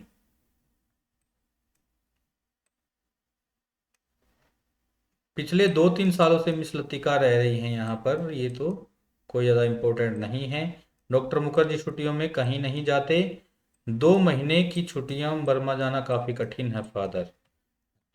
ये भी इम्पोर्टेंट नहीं है। मिस वुड, पता नहीं आप क्या सोचती हैं, मुझे तो मिस लतिका का हॉस्टल में अकेले रहना कुछ समझ नहीं आता। लेकिन फादर, मिस वुड ने कहा, यह तो कॉन्वेंट स्कूल का नियम है कि कोई भी टीचर छुट्टियों में अपने खर्चे पर हॉस्टल में रह सकते हैं। मैं फिलहाल स्कूल के नियमों की बात नहीं कर रहा। मिस लतिका डॉक्टर के संग यहाँ अकेली ही रह जाएंगी। और सच पूछिए मिस वुड, डॉक्टर के बारे में मेरी राय कुछ अच्छी नहीं है। यानी कि जिस प्रकार से डॉक्टर मुखर्जी को फादर एलमंड एक फूटी आंख नहीं भाते थे, उसी प्रकार से यहाँ पर डॉक्टर एलमंड माफ कीजिएगा, फादर एलमंड को भी डॉक्टर मुखर्जी ज्यादा पसंद नहीं है। आप कैसी बात कर रहे हैं, मिस लतिका बच्चा थोड़े ही है। मिस वुड को ऐसी आशा नहीं थी कि फादर एलमंड अपने दिल में ऐसी दकियानुसी भावना को स्थान देंगे। ठीक है, वो हतप्रभ हो गए। बात को पलटते हुए बोले, मिस वुड, मेरा यह मतलब नहीं था। आप तो जानती हैं, मिस लतिका और उस मिलिट्री अफसर के साथ एक अच्छा खासा स्कैंडल बन गया था। स्कूल की बदनामी होने में क्या देर लगती है। वह बेचारा तो अब नहीं रहा। मैं उसे जानती थी फादर, ईश्वर उसकी आत्मा को शांति दे। मिस वुड ने धीरे धीरे अपने दोनों बाहों से क्रॉस किया। फादर एलमंड को मिस वुड की मूर्खता पर इतना अधिक क्षोभ हुआ कि उनसे आगे कुछ नहीं बोला गया। डॉक्टर मुखर्जी से भी उनकी कभी नहीं पटती थी, इसलिए मिस वुड की आंखों में वह डॉक्टर को नीचा दिखाना चाहते थे। किंतु मिस वुड लतिका का रोना ले बैठी। आगे बात बढ़ाना व्यर्थ था। उन्होंने छड़ी को जंगल से उठाया और ऊपर साफ खुले आसमान को देखते हुए बोले, प्रोग्राम आपने यूं ही बदला। मिस वुड, अब क्या बारिश होगी। ये वाला कथन फादर एलमंड का है, नोट कर लीजिए, ये पूछा जा सकता है। ह्यूबर्ट जब चैपल से बाहर निकला तो उसकी आंखें चकाचौंध सी हो गई। उसे लगा जैसे किसी ने अचानक ढेर सी चमकीली उबलती हुई रोशनी मुट्ठी में भरकर उसकी आंखों में झोंक दी हो। पियानो के संगीत के सुर रुई के छुई मुई रेशों की भांति अब तक उसके मस्तिष्क की थकी मांदी नसों पर फड़फड़ा रहे थे। वह काफी थक गया था। पियानो बजाने के कारण उसके फेफड़ों पर भारी दबाव पड़ता, दिल की धड़कन तेज हो जाती थी। उसे लगता था कि संगीत के एक नोट को दूसरे नोट में उतारने के प्रयत्न में वह एक अंधेरी खाई पार कर रहा है। आज चैपल में मैंने जो महसूस किया वह कितना रहस्यमय, कितना विचित्र था। ह्यूबर्ट ने सोचा कि कितना रहस्यमय था। उसने क्या फील किया है। मुझे लगा पियानो का हर नोट चिंतन खामोशी की अंधेरी खो से बाहर फैली नीली धुंध को काटता तराशता हुआ एक भूला सा अर्थ खींच लाता है। गिरता हुआ हर पोज, ये कोई खास इंपॉर्टेंट है नहीं। डॉक्टर क्या ऐसे मृत्यु ऐसे ही आती है, अगर मैं डॉक्टर से पूछूं। ह्यूबर्ट ने देखा लड़कियों की कतार स्कूल से हॉस्टल जाने वाली सड़क पर नीचे उतरती जा रही है। उजली धूप में रंग बिरंगे रिबन, हल्की आसमानी रंग के फ्रॉकें और सफेद पेटियां चमक रही है। सीनियर कैम्ब्रिज की कुछ लड़कियों ने चैपल की वाटिका के गुलाब के फूलों को तोड़कर अपने बालों में लगा लिया है। कंटोनमेंट के 3-4 सिपाही लड़कियों को देखते हुए अश्लील मजाक करते हुए हंस रहे हैं और कभी कभी लड़की की ओर जरा झुककर सीटी बजाने लगते हैं। Hello mister Hubert. ह्यूबर्ट ने चौंक कर पीछे देखा। लतिका एक मोटा सा रजिस्टर बगल में दबाए खड़ी है। आप अभी यहीं हैं? ह्यूबर्ट ने दृष्टि लतिका पर टिकी रही। वह क्रीम रंग की पूरी बाहों की ऊनी जैकेट पहने हुए थी। कुमाऊनी लड़की की तरह लतिका का चेहरा गोल था। धूप की तपन से पका गेहुआ रंग कहीं कहीं हल्का सा गुलाबी हो आया था, मानो बहुत धोने पर भी गुलाल के धब्बे इधर उधर बिखरे रह गए हों। उन लड़कियों के नाम नोट करने उन लड़कियों के नाम नोट करने थे जो कल जा रही है, सो पीछे रुकना पड़ा। आप भी तो कल जा रहे हैं मिस्टर ह्यूबर्ट? अभी तक तो यही इरादा है, यहाँ रुककर भी क्या करूंगा। आप स्कूल की ओर जा रही हैं, चलिए। पक्की सड़क पर लड़कियों की भीड़ जमा थी, इसलिए वे दोनों पोलो ग्राउंड का चक्कर काटती हुई पगडंडी से नीचे उतरने लगे। हवा तेज हो गई, चीड़ के पत्ते हर झोंके से, ये वाला कुछ खास इंपॉर्टेंट है नहीं, वो चक्कर काट रहे थे। लतिका तनिक आगे निकल गई। ह्यूबर्ट की सांस चढ़ गई थी और वह धीरे धीरे हाँफता हुआ पीछे से आ रहा था। जब वे पोलो ग्राउंड के पवेलियन को छोड़कर सिमिट्री की दाईं ओर मुड़े, तब लतिका ह्यूबर्ट की प्रतीक्षा करने के लिए खड़ी हो गई। उसे याद आया, छुट्टियों के दिनों में जब कभी कमरे में अकेले बैठे बैठे उसका मन ऊब जाता था, तो वह अक्सर टहलते हुए सिमिट्री की तक चली जाती थी। उससे सटी पहाड़ी पर चढ़कर वह बर्फ में ढके देवदार वृक्षों को देखा करती थी, जिनकी झुकी हुई शाखों से रुई के गोलों सी बर्फ नीचे गिरा करती थी। नीचे बाजार जाने वाली सड़क पर बच्चे स्लेज पर फिसला करते थे। वह खड़ी खड़ी बर्फ में छिपी हुई उस सड़क का अनुमान लगाया करती थी जो फादर एलमंड के घर से गुजरती हुई मिलिट्री अस्पताल और डाकघर से होकर चर्च की सीढ़ियों तक जाकर गुम हो जाती थी। जो मनोरंजन की दुर्गम पहेली को सुलझाने में होता है, वही लतिका को बर्फ में खोए रास्तों की खोज निकालने में होता था। आप बहुत तेज चलती हैं मिस लतिका। थकान से ह्यूबर्ट का चेहरा कुम्हला गया था। माथे पर पसीने की बूंदें छलक आई थी। कल रात आपकी तबीयत क्या कुछ खराब हो गई थी? आपने कैसे जाना? क्या मैं अस्वस्थ दिख रहा हूं? ह्यूबर्ट के स्वर में हल्की सी खीज का आभास था। सब लोग मेरी सेहत को लेकर क्यों बातें शुरू करते हैं, उसने सोचा। नहीं, मुझे तो पता भी नहीं चलता अगर करीमुद्दीन सुबह बातों ही बातों में जिक्र न छेड़ देता। लतिका कुछ अप्रतिभ सी हो आई। कोई खास बात नहीं, वे पुराना दर्द शुरू हो गया था, बिल्कुल ठीक है। अपने कथन की पुष्टि के लिए ह्यूबर्ट छाती सीधी करके तेज कदम बढ़ाने लगा। डॉक्टर मुखर्जी को दिखलाया था? वह सुबह आए थे, उनकी समझ में कुछ आता नहीं। हमेशा दो बातें एक दूसरे से उल्टी कहते हैं। कहते थे कि इस बार मुझे 6-7 महीने की छुट्टी लेकर आराम करना चाहिए, लेकिन अगर मैं ठीक हूं तो भला इसकी क्या जरूरत है। ह्यूबर्ट के स्वर में व्यथा की छाया लतिका से छिपी न रह सकी। बातों को टालते हुए उसने कहा, आप तो नाहक चिंता करते हैं मिस्टर ह्यूबर्ट। आजकल मौसम बदल रहा है, अच्छे भले आदमी तक बीमार हो जाते हैं। ह्यूबर्ट का चेहरा प्रसन्नता से दमकने लगा। उसने लतिका को ध्यान से देखा। वह अपने दिल का संशय मिटाने के लिए निश्चिंत हो जाना चाहता था कि कहीं लतिका उसे केवल दिलासा देने के लिए तो झूठ नहीं बोल रही। यही मैं सोच रहा था मिस लतिका। डॉक्टर की सलाह सुनकर मैं डर ही गया। भला 6 महीने की छुट्टी लेकर मैं अकेला क्या करूंगा? स्कूल में तो बच्चों संग मन लगा रहता है। सच पूछो, दिल्ली में ये 2 महीने की छुट्टियां काटना भी दूभर हो जाता है। मिस्टर ह्यूबर्ट, कल आप दिल्ली जा रहे हैं? लतिका चलते चलते हठात ठिठक गई। सामने पोलो ग्राउंड फैला था, जिसके दूसरी ओर मिलिट्री की ट्रकें कंटोनमेंट की ओर जा रही थी। ह्यूबर्ट को लगा जैसे लतिका की आंखें अंधमुंदी सी खुली रह गई हैं, मानो पलकों पर एक पुराना भूला सा सपना सरक आया है। मिस्टर ह्यूबर्ट, आप दिल्ली जा रहे हैं? इस बार लतिका ने प्रश्न नहीं दोहराया। उसके स्वर में केवल एक असीम दूरी का भाव घिर आया। बहुत अरसा पहले मैं भी दिल्ली गई थी मिस्टर ह्यूबर्ट। तब मैं बहुत छोटी थी। न जाने कितने बरस बीत गए। हमारी मौसी का ब्याह वहीं हुआ था। बहुत कुछ चीजें देखी थी, लेकिन अब तो सब कुछ धुंधला सा पड़ गया है। इतना याद है कि हम कुतुब पर चढ़े थे, सबसे ऊंची मंजिल से हमने नीचे झांका था, न जाने कैसा लगा था।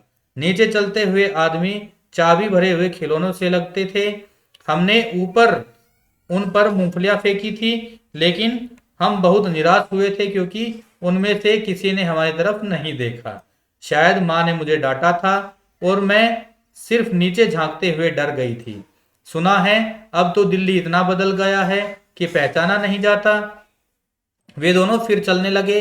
हवा का वेग ढीला पड़ने लगा। उमड़ते हुए बादल अब सुस्ताने से लगे थे। उनकी छाया नंदा देवी और पंचचूली की पहाड़ियों पर गिर रही थी। ये दोनों पहाड़ियों का जिक्र आया है, इनको नोट कर लीजिए। नंदा देवी और पंचचूली की पहाड़ियां।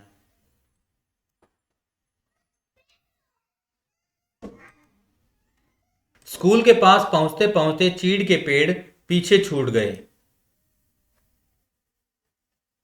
कहीं कहीं खुबानी के पेड़ों के आसपास बुरुज के लाल फूल धूप में चमक जाते थे। स्कूल तक आने में उन्होंने पोलो ग्राउंड का लंबा चक्कर लगा लिया था। मिस लतिका, आप कहीं छुट्टियों में जाती क्यों नहीं? सर्दियों में तो यहाँ सब कुछ वीरान हो जाता होगा। अब मुझे यहीं अच्छा लगता है। लतिका फिर मिस्टर ह्यूबर्ट को कहती है कि उसे तो यहीं अच्छा लगता है। लतिका ने कहा, पहले साल अकेलापन कुछ अखरा था, अब आदी हो चुकी हूँ। क्रिसमस से एक रात पहले क्लब में डांस होता है, लॉटरी डाली जाती है और रात को देर तक नाच गाना होता रहता है। नए साल के दिन कुमाऊं रेजिमेंट की ओर से परेड ग्राउंड का कार्निवाल निकाला जाता है, बर्फ पर स्केटिंग होती है। यहाँ पर कोई ज्यादा इम्पोर्टेंट है नहीं। लतिका ने देखा लतिका ने देखा कि ह्यूबर्ट उसकी ओर आतंकित भयाकुल दृष्टि से देख रहा है। वह सिर पिटाकर चुप हो गई।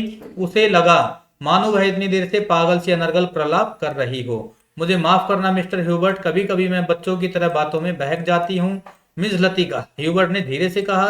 वह चलते चलते रुक गया था। लतिका के भारी स्वर से चौंक सी गई। क्या बात है मिस्टर ह्यूबर्ट, वह पत्र, उसके लिए मैं लज्जित हूँ। उसे आप वापस लौटा दें। समझ ले कि मैंने उसे कभी नहीं लिखा था। लतिका कुछ समझ न सकी। दिग्भ्रांत सी खड़ी हुई ह्यूबर्ट के पीले उद्विग्न चेहरे को देखती रही। ह्यूबर्ट ने धीरे से लतिका के कंधे पर हाथ रख दिया। कल डॉक्टर ने मुझे सब कुछ बता दिया। अगर मुझे पहले से मालूम होता तो ह्यूबर्ट हकलाने लगा। मिस्टर ह्यूबर्ट, किंतु लतिका ने आगे कुछ भी नहीं कहा। उसका चेहरा सफेद हो गया था। दोनों चुपचाप कुछ देर तक स्कूल के गेट के बाहर खड़े रहे। मीडोज पगडंडियों, पत्तों, छायाओं से घिरा छोटा सा द्वीप, मानो कोई घोंसला दो हरी घाटियों के बीच आ दबा हो। आगे इस पैराग्राफ में कुछ इंपॉर्टेंट है नहीं। डॉक्टर मुखर्जी, आप तो सारा जंगल जला देंगे। मिस वुड ने अपनी ऊंची एड़ी की सैंडल से जलती हुई दिया सलाई को दबा डाला और डॉक्टर ने सिगार सुलगाकर चीड़ के पेड़ों के पत्तों के ढेर पर फेंक दी थी। वह नाले से कुछ दूर हटकर चीड़ के दो पेड़ों की से गुथी हुई छाया के नीचे बैठ गए। उनके सामने एक छोटा सा रास्ता नीचे पहाड़ी गांव की ओर जाता था, जहां पहाड़ की गोद में शक्करपारों के खेत एक दूसरे के नीचे बिछे हुए थे। दोपहर के सन्नाटे में भेड़ बकरियों के गलों में बधी हुई घंटियों का स्वर हवा में बहता हुआ सुनाई देता था। घास पर लेटे लेटे डॉक्टर सिगार पीते रहे। जंगल की आग कभी देखी है मिस वुड? एक अलमस्त नशे की तरह धीरे धीरे फैल जाती है। आपने कभी देखी है डॉक्टर? मिस वुड ने पूछा। मुझे तो बड़ा डर लगता है। बहुत साल पहले शहरों को जलते हुए देखा था। डॉक्टर लेटे हुए आकाश की ओर ताक रहे थे। एक एक मकान ताश की पत्तों की तरह गिरता हुआ। दुर्भाग्यवश ऐसे अवसर देखने में बहुत कम आते हैं। आपने कहाँ देखा डॉक्टर? लड़ाई के अंतिम दिनों में मैं अपने शहर रंगून को जलते हुए देखा था। कौन से शहर में रहता था बर्मा में वो? रंगून शहर में रहता था। डॉक्टर मुखर्जी, नोट कर लीजिए, इंपॉर्टेंट है। मिस वुड की आत्मा को ठेस लगी, किंतु फिर भी उनकी उत्सुकता शांत नहीं हुई। आपका घर, क्या वह भी जल गया था? डॉक्टर कुछ देर चुपचाप लेटा रहा। हम उसे खाली छोड़कर चले आए थे। मालूम नहीं बाद में क्या हुआ। अपने व्यक्तिगत जीवन के संबंध में कुछ भी कहने में डॉक्टर को कठिनाई महसूस होती है। डॉक्टर, क्या आप कभी वापस बर्मा जाने की बात नहीं सोचते? डॉक्टर ने अंगड़ाई ली और करवट बदलकर औंधे मुंह लेट गए। उनकी आंखें मुंद गई और माथे पर बालों की लटें झूल आई। सोचने से क्या होता है मिस वुड, जब बर्मा में था तब क्या कभी सोचा था कि यहां आकर उम्र काटनी होगी? लेकिन डॉक्टर, कुछ भी कहो, अपने देश का सुख कहीं और नहीं मिलता। यहां तुम चाहे जितने वर्ष रह लो, अपनों अपने को हमेशा अजनबी ही पाओगे।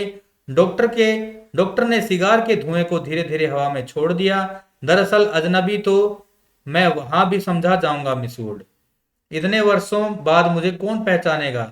इस उम्र में नए सिरे से रिश्ते जोड़ना काफी सिरदर्दी का काम है। कम से कम मेरे बस की बात नहीं है।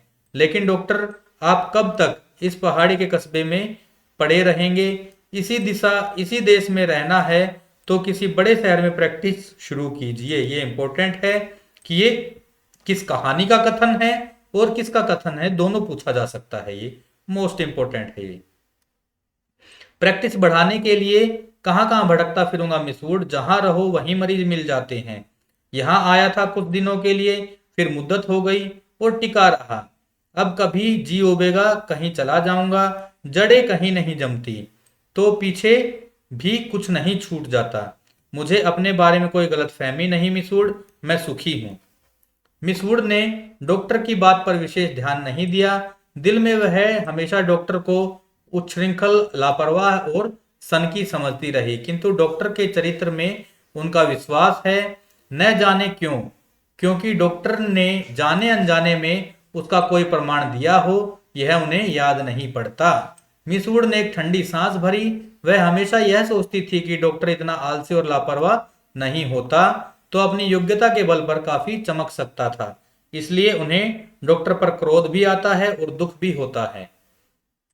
मिस वुड ने अपने बैग से ऊन का गोला और सलाइयां निकाली। फिर उसके नीचे से अखबार में लिपटा हुआ चौड़ा कॉफी का डिब्बा उठाया। उसमें अंडों की सैंडविचें और हैमबर्गर दबे हुए थे। थर्मस से प्यालों में कॉफी उड़ेलते हुए मिस वुड ने कहा, डॉक्टर, कॉफी ठंडी हो रही है। डॉक्टर लेटे लेटे बुड़बुड़ाया। मिस वुड ने नीचे झुककर देखा, वह कोहनी पर सिर टिकाए सो रहा था। ऊपर का होठ जरा सा फैलकर मुड़ गया था, मानो किसी से मजाक करने से पहले मुस्कुरा रहा हो। उसकी उंगलियों में दबा हुआ सिगार नीचे झुका हुआ लटक रहा था। मेरी मेरी, what do you want, what do you want? दूसरे स्टैंडर्ड में पढ़ने वाली मेरी ने अपनी चंचल चपल आंखें ऊपर उठाई। लड़कियों का दायरा उसे घेरे हुए कभी पास आता था, कभी दूर खींचता चला जाता था। इसे नोट कर लीजिए, ये इंपॉर्टेंट है। मेरी मेरी, व्हाट डू यू वांट? ठीक है दोस्तों, ये दूसरी कक्षा में पढ़ने वाली मेरी कौन सी कक्षा में पढ़ती है? दूसरी कक्षा में पढ़ती है। मोस्ट इंपॉर्टेंट है, ये पहले भी पूछा जा चुका है, एक बार ही जिक्र आया है और इसी से पूछ लिया गया है। I want blue. दोनों हाथों को हवा में घुमाते हुए मेरी चिल्लाई। दायरा पानी की तरह टूट गया। सब लड़कियां एक दूसरे पर गिरती पड़ती किसी नीले वस्तु को छोड़ने के लिए दौड़ भाग करने लगी। लंच समाप्त हो चुका था। लड़कियों ने के छोटे छोटे दल मेडोज में बिखर गए थे। ऊंची क्लास की कुछ लड़कियां चाय का पानी गर्म करने के लिए पेड़ों पर चढ़कर सूखी टहनियां तोड़ रही थी। दोपहर की उस घड़ी में मेडोज अलसाया ऊँगता सा जान पड़ता था। कोई ज्यादा इंपॉर्टेंट नहीं है ये पैराग्राफ, आगे देख लेते हैं। लतिका के बारे में पूछती है। लतिका से पूछती है कौन? मिस वुड पूछती है। देखो मैं यहां हूं, लतिका ने जूली के बॉब हेयर को सहलाते हुए कहा। तुम्हें कल रात बुलाया था। वह जूली से बात कर रही है लतिका। ये इंपॉर्टेंट होने वाला है ये वाला पैराग्राफ। जूली से क्या बात करती है, ये इंपॉर्टेंट है। मैडम, मैं गई थी, आप कमरे में नहीं थी। लतिका को याद आया कि रात वह डॉक्टर के कमरे के टेरेस पर देर तक बैठी रही थी और भीतर ह्यूबर्ट पियानो पर शोपा और नोक्टर्न बजा रहा था। जूली तुमसे कुछ पूछना था। उसे लगा वह जूली की आंखों से अपने को बचा रही है। जूली ने अपना चेहरा ऊपर उठाया। उसकी भूरी आंखों से कौतूहल झांक रहा था। तुम ऑफिसर्स मेस में किसी को जानती हो? जूली ने अनिश्चित भाव से सिर हिला दिया। लतिका कुछ देर तक जूली को अपलक घूरती रही। जूली, मुझे विश्वास है तुम झूठ नहीं बोलोगी। कुछ क्षण पहले जूली की आंखों में जो कौतूहल था वह भय से परिणत होने लगा। लतिका ने अपनी जैकेट की जेब से एक नीला लिफाफा निकालकर जूली की गोद में फेंक दिया। यह किसकी चिट्ठी है? जूली ने लिफाफा उठाने के लिए हाथ बढ़ाया, किंतु फिर एक क्षण के लिए उसका हाथ कांपकर ठिठक गया। लिफाफे पर उसके हॉस्टल का नाम और पता लिखा हुआ था। थैंक यू मैडम, मेरे भाई का पत्र है, वे झांसी में रहते हैं। जूली ने घबराहट में लिफाफे को अपने स्कर्ट की तहों में छिपा लिया। जूली, जरा मुझे लिफाफा दिखाओ। लतिका का स्वर तीखा और कर्कश हो गया था। लतिका का स्वर तीखा और कर्कश क्यों हो गया था उस लिफाफे को देखकर? क्योंकि जूली ने अपने भाव से लतिका को पत्र दे दिया। तुम्हारे भाई झांसी में रहते हैं। जूली इस बार कुछ नहीं बोली। उसकी उद्भ्रांत उखड़ी सी आंखें लतिका को देख रही थी। यह क्या है? जूली का चेहरा सफेद फक पड़ गया। लिफाफे पर कुमाऊं रेजिमेंट सेंटर की मुहर उसकी ओर घूर रही थी। कौन सी मुहर लगी हुई थी? कुमाऊं रेजिमेंटल सेंटर की मुहर उस लिफाफे पर लगी हुई थी। नोट कर लीजिए, इंपॉर्टेंट है। कौन है यह? लतिका ने पूछा। उसने पहले भी हॉस्टल में उड़ती हुई अफवाह सुनी थी कि जूली को क्लब के किसी मिलिट्री अफसर के संग देखा गया था, किंतु ऐसी अफवाहें अक्सर उड़ती रहती हैं, इसलिए उसने विश्वास नहीं किया था। जूली, तुम अभी बहुत छोटी हो। जूली के होंठ कांपे। उसकी आंखों में निरीह याचना का भाव घिर आया। अच्छा, अभी जाओ, तुमसे छुट्टियों के बाद बातें करूंगी। जूली ने ललचाई दृष्टि से लिफाफे को देखा, कुछ बोलने को उद्यत हुई, फिर बिना कुछ कहे चुपचाप वापस लौट गई। लतिका देर तक जूली को देखती रही, जब तक वह आंखों से ओझल नहीं हो गई। क्या मैं किसी खूसट बुढ़िया से कम हूं? अपने अभाव का बदला क्या मैं दूसरों से ले रही हूं? शायद, कौन जाने, शायद जूली का यह प्रथम परिचय हो उस अनुभूति से जिसे कोई भी लड़की बड़े चाव से संजोकर संभालकर अपने में छिपाए रहती है। एक अनिर्वचनीय सुख जो पीड़ा लिए है, पीड़ा और सुख को डुबोती हुई उमड़ते ज्वर की खुमारी जो दोनों को आपस में समा लेती है। एक दर्द एक आनंद से उपजा है और पीड़ा देता है। यहाँ इसी देवदार के नीचे उसे भी यही लगा था। जब गिरीश ने पूछा था तुम चुप क्यों हो, वह आंखें मूंदे सोच रही थी। सोच कहाँ रही थी, जी रही थी उस क्षण को जो भय और विस्मय के बीच भिचा था, बहका सा पागल क्षण। वह अभी पीछे मुड़ेगी तो गिरीश की नर्वस मुस्कुराहट दिखाई दे जाएगी। उस दिन से वह आज दोपहर का अतीत एक दूसरोपन की मानिंद टूट जाएगा। वही देवदार है जिस पर उसने अपने बालों की क्लिफ से गिरीश का नाम लिखा था। पेड़ की छाल उतरती नहीं थी, क्लिप टूट टूट जाता था। जब गिरीश ने अपने नाम के नीचे उसका नाम लिखा था, जब कभी कोई अक्षर बिगड़कर टेढ़ा मेढ़ा हो जाता था, तब वह हंसती थी और गिरीश का कांपता हाथ और भी कांप जाता था। तो किससे नाम लिखा था? क्लिप से नाम लिखा था, यह भी पूछा जा सकता है। लतिका को लगा कि जो वह याद करती है वही भूलना भी चाहती है, लेकिन जब सचमुच भूलने लगती है तब उसे भय लगता है कि जैसे कोई उसकी चीज को उसके हाथों से छीने लिए जा रहा है, ऐसा कुछ जो सदा के लिए खो जाएगा। बचपन में जब कभी वह अपने किसी खिलौने को खो देती थी तो वह गुमसुम सी होकर सोचा करती थी, कहाँ रख दिया मैंने। जब बहुत दौड़ धूप करने पर खिलौना मिल जाता था तो वह बहाना करती कि अभी उसे खोज ही रही है, कि वह अभी मिला ही नहीं है। जिस स्थान पर खिलौना रखा था जानबूझकर उसे छोड़कर घर के दूसरे कोने में उसे खोजने का उपक्रम करती। तब खोई हुई चीज याद रहती, इसलिए भूलने का भय नहीं रहता था। आज वह बचपन के खेल को बहाना क्यों नहीं कर पाती? बहाना शायद करती है, उसे याद करने का बहाना।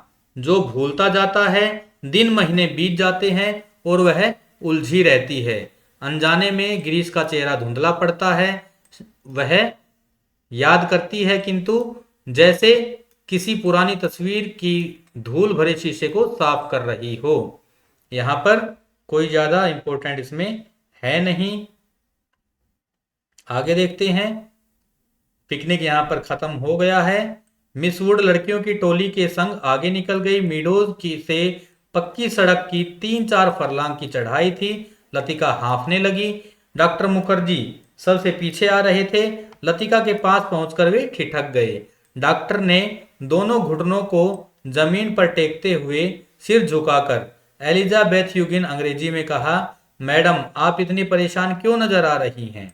और डॉक्टर की नाटकीय मुद्रा को देखकर लतिका के होठों पर एक थकी सी ढीली ढीली मुस्कुराहट बिखर गई। प्यास के मारे गला सूख रहा है और यह चढ़ाई खत्म होने का नाम नहीं लेती।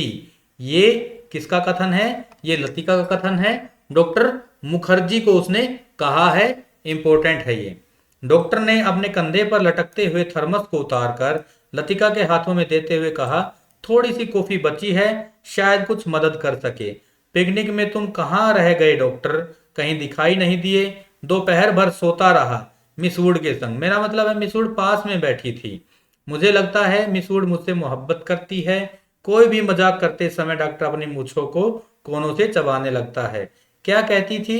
लतिका ने थर्मस से कॉफी को मुंह में उड़ेल लिया। शायद कुछ कहती, लेकिन बदकिस्मती से बीच में ही मुझे नींद आ गई। मेरी जिंदगी के कुछ खूबसूरत प्रेम प्रसंग कमबख्त इस नींद के कारण अधूरे रह गए हैं। और इस दौरान में जब दोनों बातें कर रहे थे, उसके पीछे मीडोज और मोटर रोड से के संग चढ़ते हुई चीड़ और बोझ की, ये फिर वही गलियारे और ये चीड़ के पेड़। डॉक्टर मिस्टर ह्यूबर्ट पिकनिक पर नहीं आए। डॉक्टर मुखर्जी टार्च जलाकर लतिका के आगे आगे चल रहे थे। मैंने उन्हें मना कर दिया। किस लिए? अंधेरे में पैरों के नीचे पत्तों की चरमराहट, उनको छाती में दर्द मामूली नहीं है। डॉक्टर थोड़ा सा हंसा, जैसे अपनी गंभीरता को अरुचि कर लग रही हो। डॉक्टर ने प्रतीक्षा की, शायद लतिका कुछ कहेगी, किंतु लतिका चुपचाप उसके पीछे चल रही थी। ये मेरा महज शक है, शायद मैं बिल्कुल गलत हूं, किंतु यह बेहतर होगा कि वह किसी अपने फेफड़े का एक्सरे करा ले। इससे कम से कम कोई भ्रम तो नहीं रहेगा। आप मिस्टर ह्यूबर्ट के बारे में कुछ कहा है? अभी तक कुछ नहीं कहा। ह्यूबर्ट जरा सी बात पर चिंतित हो उठता है, कभी साहस नहीं हो पाता। डॉक्टर को लगा उसके पीछे आते हुए लतिका के पैरों का स्वर सहसा बंद हो गया है। उसने पीछे मुड़कर देखा। लतिका बीच सड़क पर अंधेरे की छाया थी, चुपचाप निश्चल खड़ी है। डॉक्टर लतिका का स्वर भर्राया हुआ था। क्या बात है मिस लतिका, आप रुक क्यों गई? डॉक्टर क्या मिस्टर ह्यूबर्ट? डॉक्टर ने अपनी टॉर्च को मध्यम रोशनी लतिका पर उठा दी। उसने देखा लतिका का चेहरा एकदम पीला पड़ गया है और वह रह रहकर पत्ते सी कांप रही है। मिस लतिका, क्या बात है? आप तो बहुत डरी सी जान पड़ती हैं। कुछ नहीं डॉक्टर, मुझे याद आ गया था। वे दोनों फिर चलने लगे। कुछ दूर जाने पर उनकी आंखें ऊपर उठ गई। पंछियों का एक बड़ा धूमिल आकाश में त्रिकोण बनाता हुआ पहाड़ों के पीछे से उनकी ओर आ रहा था। लतिका और डॉक्टर सिर उठाकर इन पक्षियों को देखते रहे। लतिका को याद आया, हर साल सर्दी की छुट्टियों से पहले ये परिंदे मैदानों की ओर उड़ जाते हैं। कुछ दिनों के लिए बीच के इस पहाड़ी स्टेशन पर बसेरा करते हैं, प्रतीक्षा करते हैं बर्फ के दिनों की, जब वे नीचे अजनबी अनजाने देशों में उड़ जाएंगे। क्या वे सब भी प्रतीक्षा कर रहे हैं? वह डॉक्टर मुखर्जी, मिस्टर ह्यूबर्ट, लेकिन कहां के लिए? हम कहां जाएंगे? किंतु उसका कोई उत्तर नहीं मिला। उस अंधेरे में मीडोज के झरने के बैतुले स्वर और चीड़ के पत्तों की सरसराहट से के अतिरिक्त कुछ नहीं सुनाई देता था। लतिका हड़बड़ाकर चौंक गई। अपनी छड़ी पर झुका हुआ डॉक्टर धीरे धीरे सीटी बजा रहा था। मिस लतिका, जल्दी कीजिए, बारिश शुरू होने वाली है। हॉस्टल पहुंचते पहुंचते बिजली चमकने लगी, किंतु उस रात बारिश देर तक नहीं हुई। बादल बरसने पर भी नहीं पाते थे कि हवा के थपेड़ों से धकेल दिए जाते थे। दूसरे दिन तड़के ही बस पकड़नी थी, इसलिए डिनर के बाद लड़कियां सोने के लिए अपने अपने कमरों में चली गई थी। जब लतिका अपने कमरे में गई तो उस समय कुमाऊं रेजिमेंट सेंटर का बिगुल बज रहा था। उसके कमरे में करीमुद्दीन कोई पहाड़ी धुन गुनगुनाता हुआ लैंप की गैस पंप कर रहा था। लतिका उन्हीं कपड़ों में तकिए को दोहरा करके लेट गई। करीमुद्दीन ने उड़ती हुई निगाह से लतिका को देखा और अपने काम में जुट गया। पिकनिक कैसी रही मेम साहब? तुम क्यों नहीं आए? सब लड़कियां तुम्हें पूछ रही थी। लतिका को लगा दिन भर की थकान धीरे धीरे उसके शरीर में पसलियों पर चिपटती जा रही है। अनायास उसकी आंखें नींद के बोझ से झपकने लगी। मैं चला आता तो ह्यूबर्ट साहब की तीमारदारी कौन करता? दिन भर उनके बिस्तर से सटा हुआ बैठा रहा और अब वह गायब हो गए हैं। करीमुद्दीन ने कंधे पर लटकते हुए मैले कुचैले तौलिए को उतारा और लैंप के शीशों की गर्द पोंछने लगा। लतिका की अंधमुदी आंखें खुल गई। क्या ह्यूबर्ट साहब अपने कमरे में नहीं है? खुदा जाने इस हालत में कहां भटक रहे हैं। पानी गर्म करने कुछ देर के लिए बाहर गया था, वापस आने पर देखता हूं कमरा खाली पड़ा है। करीमुद्दीन बड़बड़ाता हुआ बाहर चला गया। लतिका ने लेटे लेटे पलंग के नीचे चप्पलों को पैरों से उतार दिया। ह्यूबर्ट इतनी रात कहाँ गए? किंतु लतिका की आंखें फिर झपक गई। दिन भर की थकान ने परेशानियों प्रश्नों पर कुंजी लगा दी थी। मानो दिन भर आंख मिचौनी खेलते हुए उसने अपने कमरे में दैया को छू लिया था।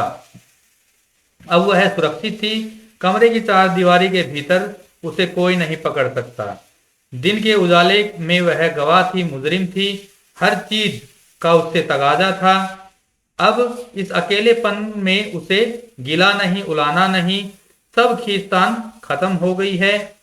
जो अपना है वह बिल्कुल अपना सा हो गया है, जो अपना नहीं है उसका दुख नहीं है, अपनाने की फुर्सत नहीं। लतिका ने दीवार की ओर मुंह घुमा लिया। लैंप के फीके आलोक में हवा के कांपते पर्दों की छायाएं हिल रही थी।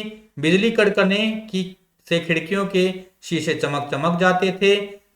दरवाजे चटकने लगते थे जैसे कोई बाहर से धीमे धीमे खटखटा रहा हो। कॉरिडोर से अपने अपने कमरों में जाती हुई लड़कियों की हंसी, बातों के कुछ शब्द, फिर सब कुछ शांत हो गया। किंतु फिर भी देर तक कच्ची नींद में वह लैंप का धीमा सा सी स्वर सुनता रहा। कब वह स्वर भी मौन का भाग बनकर मूक हो गया उसे न पता चला। कुछ देर बाद उसे लगा सीढ़ियों पर कुछ दबी आवाजें ऊपर आ रही हैं, बीच बीच में कोई चिल्ला उठता है और फिर सहसा आवाजें धीमी पड़ जाती हैं। मिस लतिका, जरा लैंप ले आइए। कॉरिडोर के जीने में से डॉक्टर मुखर्जी की आवाज आई थी। कॉरिडोर में अंधेरा था। वह 3-4 सीढ़ियां नीचे उतरी, लैंप नीचे किया। सीढ़ियों से सटे जंगले पर ह्यूबर्ट ने अपना सिर रख दिया था। उसकी एक बांह जंगले के नीचे लटक रही थी और दूसरी डॉक्टर के कंधे पर झूल रही थी, जिसे डॉक्टर ने अपने हाथों में जकड़ रखा था। मिस लतिका, लैंप जरा नीचे झुका दीजिए। Hubert, Hubert. डॉक्टर ने ह्यूबर्ट को सहारा देकर ऊपर खींचा। ह्यूबर्ट ने अपना चेहरा ऊपर किया। विस्की की तेज बू का झोंका लतिका के सारे शरीर को झंझोड़ गया। ह्यूबर्ट की आंखों में सुर्ख डोरे खींच आए थे। कमीज का कॉलर उल्टा हो गया था और टाई की गांठ ढीली होकर नीचे खिसक आई थी। लतिका ने कांपते हाथों से लैंप सीढ़ियों पर रख दिया और आप दीवार के सहारे खड़ी हो गई। उसका सिर चकराने लगा था। In a back lane of the city there is a girl who loves me. Hubert हिचकियों के बीच गुनगुनाता उठता था। Hubert please please. डॉक्टर ने ह्यूबर्ट के लड़खड़ाते शरीर को अपनी मजबूत गिरफ्त में ले लिया। मिस लतिका, आप लैंप लेकर आगे चलिए। लतिका ने लैंप उठा लिया। दीवार पर उन तीनों की छायाएं डगमगाने लगी। In a black lane of the city there is a girl who loves me. Hubert doctor Mukherjee के कंधे पर सिर टिकाए अंधेरी सीढ़ियों पर उल्टे सीधे पैर रखता चढ़ रहा था। ये वाला गाना किसने गाया है? इसको नोट कर लीजिए, मिस्टर ह्यूबर्ट का है ये। डॉक्टर, हम कहाँ हैं? ह्यूबर्ट सहसा इतनी जोर से चिल्लाया कि उसकी लड़खड़ाती आवाज सुनसान अंधेरे में कॉरिडोर की छत से टकराकर देर तक हवा में गूंजती रही। ह्यूबर्ट, डॉक्टर ने एकदम ह्यूबर्ट पर गुस्सा आ गया। फिर उसने गुस्से पर ही उसे खींच सी हो आई और वह ह्यूबर्ट की पीठ थपथपाने लगा। कुछ बात नहीं ह्यूबर्ट डियर, तुम सिर्फ थक गए हो। ह्यूबर्ट ने अपनी आंखों डॉक्टर पर गड़ा दी। उसमें भयभीत बच्चे की सी कातरता झलक रही थी, मानो डॉक्टर के चेहरे से वह प्रश्न का उत्तर पा लेना चाहता हो। ह्यूबर्ट के कमरे में पहुंचकर डॉक्टर ने उसे बिस्तर पर लिटा दिया। ह्यूबर्ट ने बिना किसी विरोध के चुपचाप जूते मोजे उतरवा दिए और डॉक्टर ह्यूबर्ट की टाई उतारने लगा तो ह्यूबर्ट अपनी कोहनी के सहारे उठा। कुछ देर तक डॉक्टर को आंखें फाड़ते हुए घूरता रहा, फिर धीरे से उसका हाथ पकड़ लिया। डॉक्टर, क्या मैं मर जाऊंगा? कैसी बात करते हो ह्यूबर्ट? डॉक्टर ने हाथ छुड़ाकर धीरे से ह्यूबर्ट का सिर तकिए पर टिका दिया। Good night Hubert. Good night doctor. Hubert ने करवट बदली। Good night mister Hubert. Latika का स्वर सिहर गया, किंतु ह्यूबर्ट ने कोई उत्तर नहीं दिया। करवट बदलते ही उसे नींद आ गई थी। कॉरिडोर में वापस आकर डॉक्टर मुखर्जी रेलिंग के सामने खड़े हो गए। हवा के तेज झोंकों से आकाश में फैले बादलों की परतें जब कभी एक हरी हो जाती, तब उनके पीछे से चांदनी बुझती हुई आग के धुएं सी आसपास की पहाड़ी पर फैल जाती थी। आपको मिस्टर ह्यूबर्ट कहाँ मिले? लतिका कॉरिडोर के दूसरे कोने में रेलिंग पर झुकी हुई थी। क्लब के बार में उन्हें देखा था। मैं न पहुंचता तो न जाने कब तक बैठे रहते। डॉक्टर मुखर्जी ने सिगरेट जलाई। उन्हें अभी एक दो मरीजों के घर जाना था। कुछ देर तक उन्हें टाल देने के इरादे से वह कॉरिडोर में खड़े रहे। नीचे अपने क्वार्टर में बैठा हुआ करीमुद्दीन माउथ ऑर्गन पर कोई पुरानी फिल्म धुन बजा रहा था। माउथ ऑर्गन बजाना कौन जानता है? नोट कर लीजिए, करीमुद्दीन माउथ ऑर्गन बजाना जानता है। मोस्ट इंपोर्टेंट है ये। आज दिन भर बादल छाए रहे लेकिन खुलकर बारिश नहीं हुई। क्रिसमस तक शायद मौसम ऐसा ही रहेगा। कुछ देर तक दोनों चुपचाप खड़े रहे। कॉन्वेंट स्कूल के बाहर फैले लॉन से झिंगुरों के अनवरत स्वर चारों ओर फैली निस्तब्धता को और भी अधिक घना बना रहे थे। कभी कभी ऊपर मोटर रोड पर किसी कुत्ते की रिरियाहट सुनाई पड़ जाती थी। डॉक्टर, कल रात आपने मिस्टर ह्यूबर्ट से कुछ कहा था मेरे बारे में, वही जो सब लोग जानते हैं और ह्यूबर्ट जिसे जानना चाहिए था नहीं जानता था। डॉक्टर ने लतिका की ओर देखा। वह जड़वत अविचलित रेलिंग पर झुकी हुई थी। वैसे हम सबकी अपनी अपनी जिद होती है, कोई छोड़ देता है, कोई आखिर तक उससे चिपका रहता है। डॉक्टर मुखर्जी अंधेरे में मुस्कुराए। उनकी मुस्कुराहट में सूखा सा विरक्ति का भाव था। कभी कभी मैं सोचता हूँ मिस लतिका, किसी चीज को न जानना यदि गलत है तो जानबूझकर न भूल पाना, हमेशा जोक की तरह उससे चिपटे रहना, यह भी गलत है। बर्मा से आते हुए मेरी पत्नी की मृत्यु हुई थी। मुझे अपनी जिंदगी बेकार सी लगी थी। आज इस बात को अरसा हो गया है और जैसा आप देखती हैं मैं जी रहा हूं। उम्मीद है कि काफी अरसा और जीऊंगा।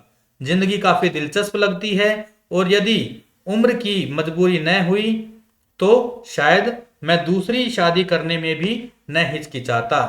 इसके बावजूद कौन कह सकता है कि मैं अपनी पत्नी से प्रेम नहीं करता था? आज भी करता हूं। लेकिन डॉक्टर, लतिका का गला रुंध आया था। क्या मिस लतिका? डॉक्टर, सब कुछ होने के बावजूद वह क्या चीज है जो हमें चलाए चलती है? हम रुकते हैं तो भी वह रेले में वह हमें घसीट ले जाती है। लतिका को लगा कि वह जो कहना चाह रही है कह नहीं पा रही है, जैसे अंधेरे में कुछ खो गया है जो मिल नहीं पा रहा है, शायद कभी नहीं मिल पाएगा। यह तो आपको फादर एलमंड ही बता सकेंगे मिस लतिका। डॉक्टर ने खोखली हंसी में उनका पुराना सनकीपन उभर आया था। अच्छा चलता हूँ मिस लतिका, मुझे काफी देर हो गई है। डॉक्टर ने दियासलाई जलाकर घड़ी को देखा। Good night miss Latika. Good night doctor. Doctor के जाने पर लतिका कुछ देर तक अंधेरे में रेलिंग से सटी खड़ी रही। हवा चलने से कॉरिडोर में जमा हुआ कोहरा सिहर उठता था। शाम को सामान बांधते हुए लड़कियों ने अपने अपने कमरे के सामने जो पुरानी कापियां, अखबारों और रद्दी के ढेर लगा दिए थे, वे सब अब अंधेरे कॉरिडोर में हवा के झोंकों से इधर उधर बिखरने लगे थे। लतिका ने लैंप उठाया और अपने कमरे की ओर जाने लगी। कॉरिडोर में चलते हुए उसने देखा जूली के कमरे से प्रकाश की एक पतली रेखा दरवाजे के बाहर खींच आई है। लतिका को कुछ याद आया। वह कुछ क्षणों तक सांस रोके जूली के कमरे के बाहर खड़ी रही। कुछ देर बाद उसने दरवाजा खटखटाया, भीतर से कोई आवाज नहीं आई। लतिका ने दबे हाथों से हल्का सा धक्का दिया, दरवाजा खुल गया। जूली लैंप बुझाना भूल गई थी। लतिका धीरे धीरे दबे पांव जूली के पलंग के पास आई। जूली का सोता हुआ चेहरा लैंप के फीके आलोक में पीला सा दिख रहा था। लतिका ने अपनी जेब से वही नीला लिफाफा निकाला और उसे धीरे से जूली के तकिए के नीचे दबाकर रख दिया। यहाँ पर हमारी परिंदे कहानी समाप्त होती है और इस कहानी के साथ हमारी यूनिट नंबर 7 हिंदी कहानी वाली यूनिट भी समाप्त होती है। इस कहानी में मैंने आप लोगों को एक एक पॉइंट अच्छे से समझा दिया है। एक भी प्रश्न ऐसा नहीं छोड़ा है कि जो एग्जाम में आए और मैंने ना कराया हो। तो आपको कैसी लगी क्लास? इसको लाइक कीजिएगा, चैनल को सब्सक्राइब कीजिएगा।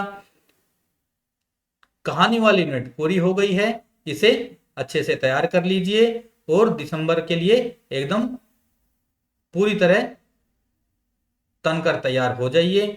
मिलते हैं दोस्तों अगली क्लास में, तब तक के लिए जय हिंद जय भारत।